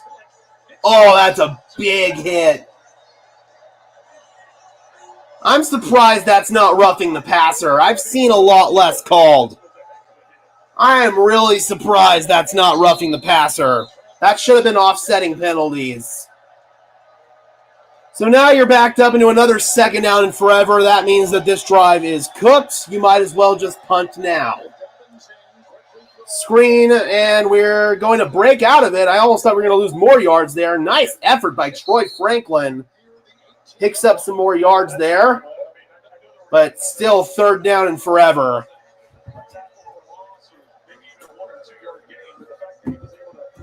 Bo's good. Bo's good. Just a big hit. But third down and 13. These friggin' penalties are killers, man. Troutman and then Bulls. Just consecutive killing penalties. Be smart. Screen, please. Nope, Bo's going to run. Go! Go! Go! Go! First down! First freaking down! Bo Nix! Let's go! Woo! What a run! What a run by our quarterback! Oh, they walked it back. Now they're saying short. Quarterback sneak. Go. Got to go for it. I don't care. It's in your own territory. You have to go. Ooh, I think he's down a little short. Just a little bit short. Don't punt, Sean. You cannot punt this ball back to Justin Herbert. Oh, they're going to punt. Boo! This is a cowardly punt. If you can't trust your offense to get 1 yard, what the funk?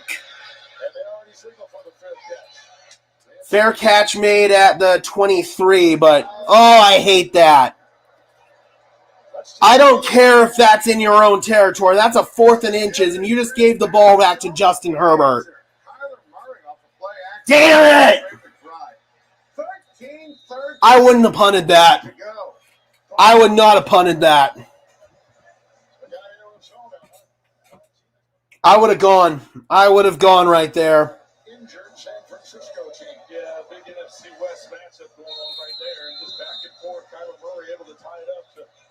Yeah, that sucks, man. That absolutely sucks.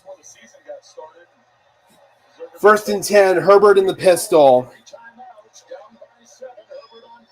Herbert has some time. He's going deep, and he overthrew his man. Looking for Quentin Johnston. PS2 had the coverage. Thank God. He was down a little bit short. They showed it on replay. Nix wasn't there. He didn't get the first down. Ooh, man, that was lucky. They were trying to go for the home run right there.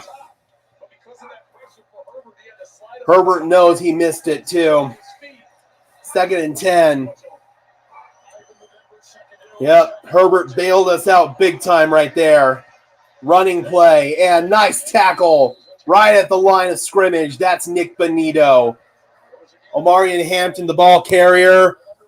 Now it's 3rd down in line. A big 3rd down here. Big 3rd down. Ooh, boy. 3rd down and 9.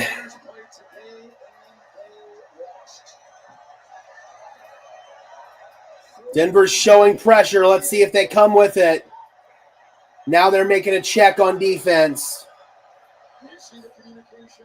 Great communication from both sides there. Really good stuff. 4-man rush. Picked up. Herbert over the middle. Complete. First down. Terrible. 3rd down and 9, and you give a first down, and there's a flag down. Oh, man. Talanoa Hufanga.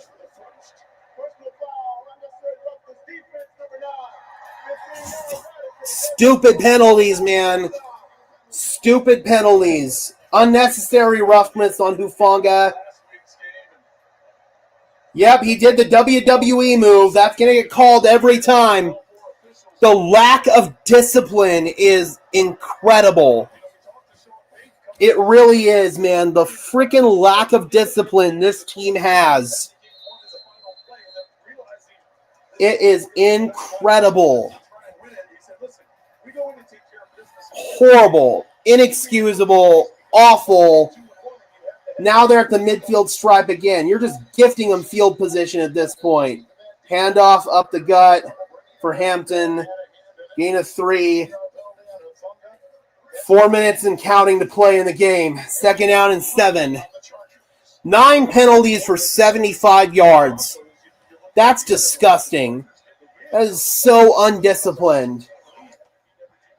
They come underneath, swing. Hampton's wide open, down the sideline, tiptoeing, and he is down to inside the 25-yard line. All right, boys, looks like we're going to need another big-time stop here in the red zone. These penalties are just brutal. And this has been the problem with the linebackers watching tight ends and running backs and those intermediate passes, short passes, and team. Ball came out late, but it went out of bounds. Yep, consistency on both sides of the ball. It just hasn't been there in these first 3 games. Underneath, man, Jones tried to jump it. I thought he almost had a pick, but quick throw and catch. Keenan Allen, gain of 4, 2nd and 6. All right, boys, we've got to get a stop here, man. We've got to win in the red zone again.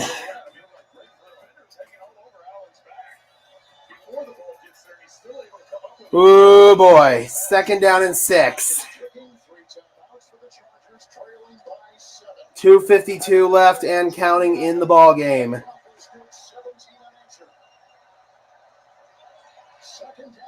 2nd and 6. Herbert stepping up, gets away from Zach Allen. Herbert throws, end zone, touchdown! Keenan Allen. Oh, boy. Defender fell down in the end zone. The good news, there is still a lot of time for Denver to respond. 3rd straight game with a touchdown for Keenan Allen. That was a great job by Herbert, just hanging in there. Missed the sack. Oh, man, Riley Moss. He was draped on him too, man. That's not a bad job by Moss. That's just a great job extending the play by Herbert and a great catch by Keenan Allen. Just great job, man. All right, and we're tied. 2 minutes and 37 seconds. Denver's got time to respond here. We've got a tied game, folks. That was really a really unbelievable play. Like, just off schedule. Not much Riley Moss can do about that, honestly. It's just the penalties, man. The lack of discipline, the consistent shooting yourself in the foot. We shouldn't be in this position. We really shouldn't. That's not on Vance Joseph. That's not on Vance Joseph in the slightest. Again, man, we can't keep blaming bad execution on the play calling. You're putting the blame on the wrong people here. That was just some special stuff between Herbert and Allen, man. It really was. There's not much you can do about that on defense. All right, here we go. 2 minutes and 37 seconds. This is a good chance for Will Lutz to redeem himself. I know people saying they don't have confidence in him, but this is a good chance for him to build that confidence in you right back.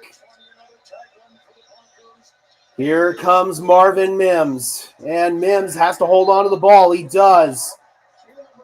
That was a big-time hit by Caleb Murphy there for the Chargers. Again, we're tied at 20, guys.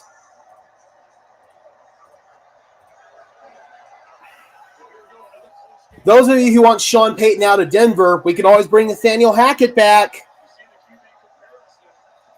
All right, Bo, this is a big drive. This is a season-defining drive.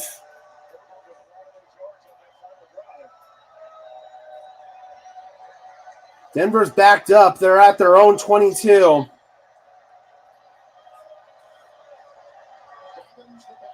Nix. Sliding. Nix is going to have to run. He's going to have to run. And he just got back to the line of scrimmage and went out of bounds. Should have tried to run sooner, man.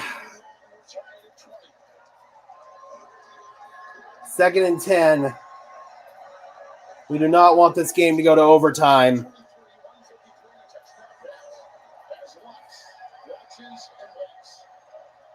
Second and 10.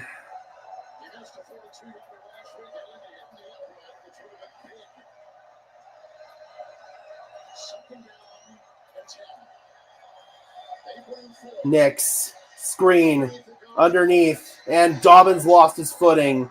He lost yardage. 3rd down.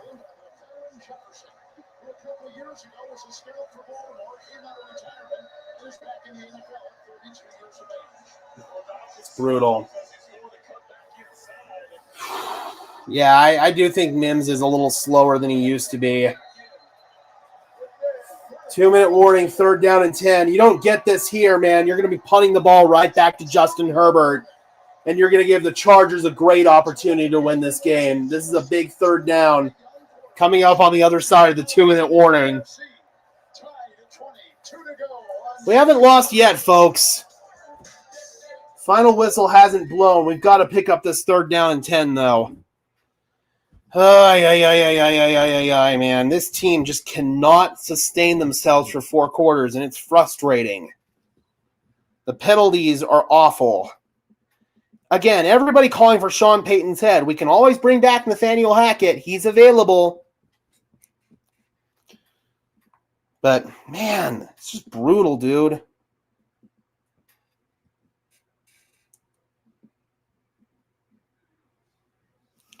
God, that was a hell of a play by Justin Herbert. This is a big-time 3rd down here. Exactly, but, again, bad play call, right?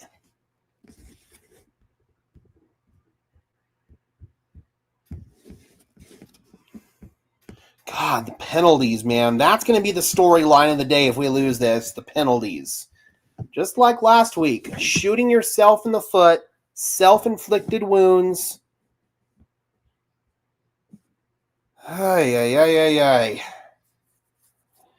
Just really frustrating, the lack of freaking discipline from this team.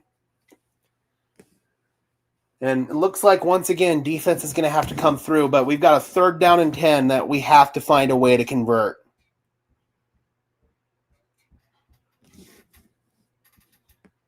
What, in terms of play calling, with those of you who are critiquing Sean, what would you do different? I'm not trying to be condescending or anything, but I legit want to know, what would you do different? Because a new play caller is not going to change some of these issues. All right, Daniel, this is just wrong. That's just an incorrect take, dude. Comparing Sean Payton to Nathaniel Hackett is such a bad comparison. I don't even know what to do with that. Well, what we're doing isn't working. That could mean that the execution's bad. Maybe not necessarily the play calling. 2-minute warning, 3rd down and 10. This is a big play in this ball game.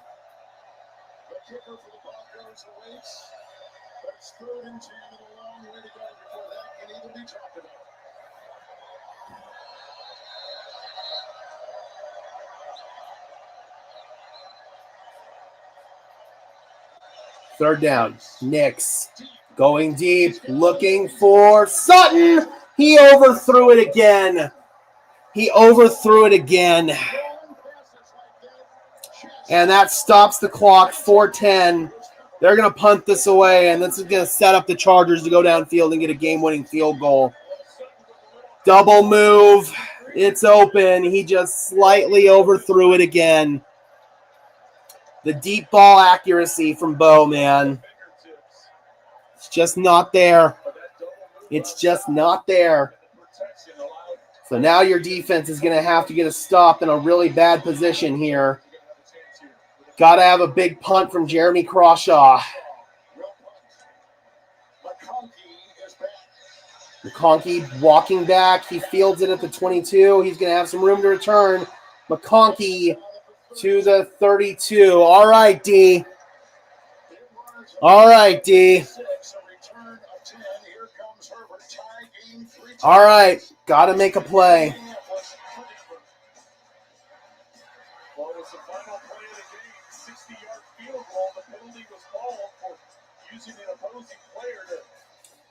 The inability to close games, man. Yeah, it was still an overthrow, though. That was an overthrown ball. No excuse. Bo has to hit that throw, and he just didn't. 1st and 10. Herbert over the middle. Pass is caught. And that is Gadsden. Close to the first down. I think they're going to give it to him.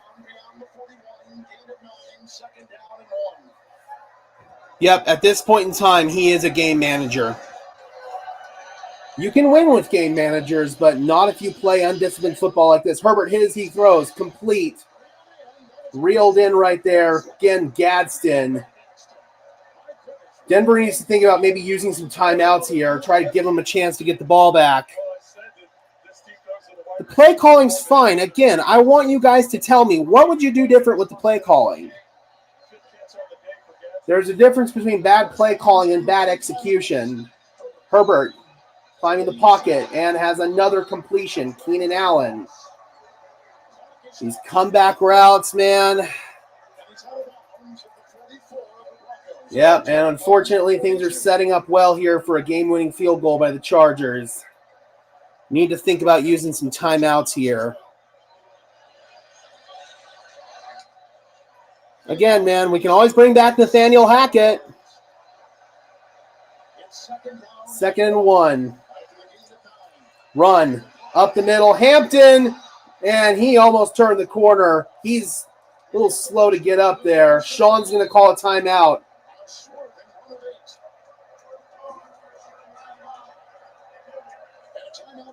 Yeah, they're well in field goal range now. This is on penalties, man. Horrible, horrible penalties. Just a reminder, guys, we're going to be doing the post-game press conferences right after the game. Yeah, because Rex Ryan has been in the league for all these years, just doing all kinds of amazing things in the league, right? Oh, yeah, no, that's right. He hasn't had a job since 2016.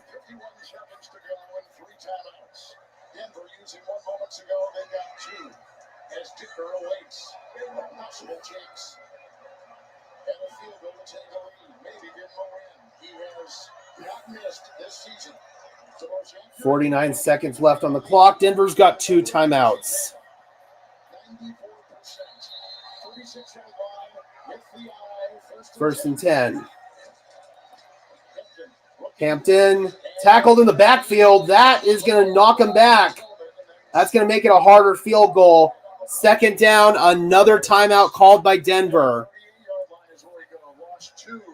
Coop's not coming back to the league. He's retired for health reasons. Guys, again, we're not going to find a better coach out there than Sean Payton. It's just not going to happen. It's not going to fucking happen. People are completely discrediting what Sean Payton's done for this team these last 2 years, and quite frankly, it pisses me off. Because we could go right back to where we were in 2022 if we want. But thankfully, our ownership's not that stupid, and they're not going to fire Sean Payton just because fans are calling for it. And I don't mean to sound like an ass here, but it pisses me off. It really does. 2nd down and 12. Herbert, quick throw, completion to McConkey, and that's going to make it a much closer field goal. And that's bad news.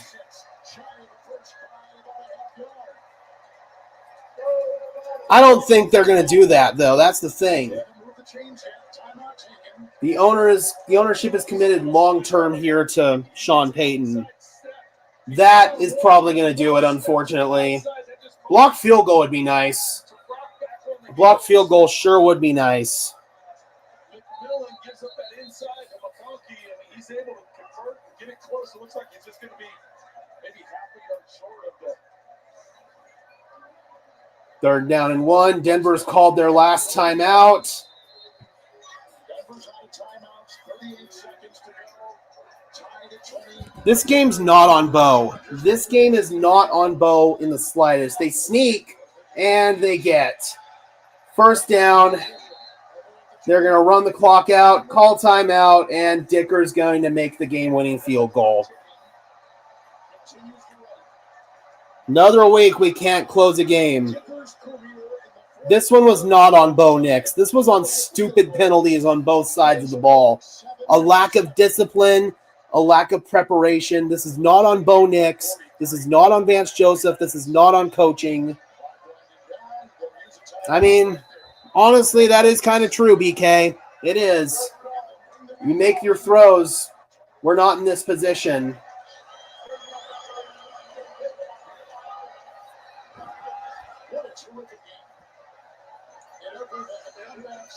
Tough, man. Tough. Just got to set your feet right there.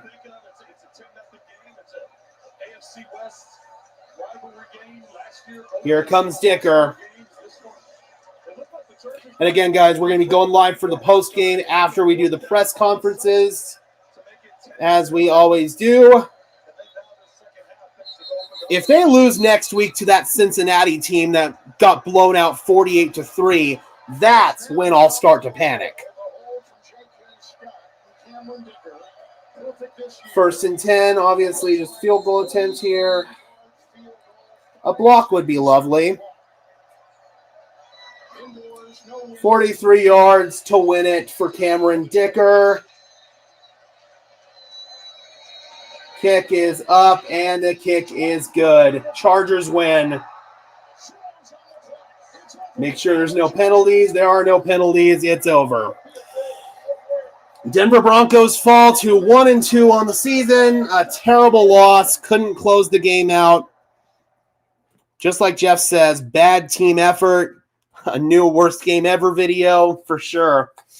Brutal loss, man. Chargers now move to 3-0. They have a very commanding lead in the AFC West. And the Broncos are back to playing catch-up. In fairness, they were 1-2 at this point last year. So this season is far from over. I know fans are going to be very doom and gloom right now. But the inability to close games is just ridiculous. The penalties, the overthrows by Bo, it's unfortunate. It really is. Again, we're going to be hearing from Sean Payton soon. We'll go ahead and bring him up, and then we will be going live after we hear from Sean and Bo for the post game.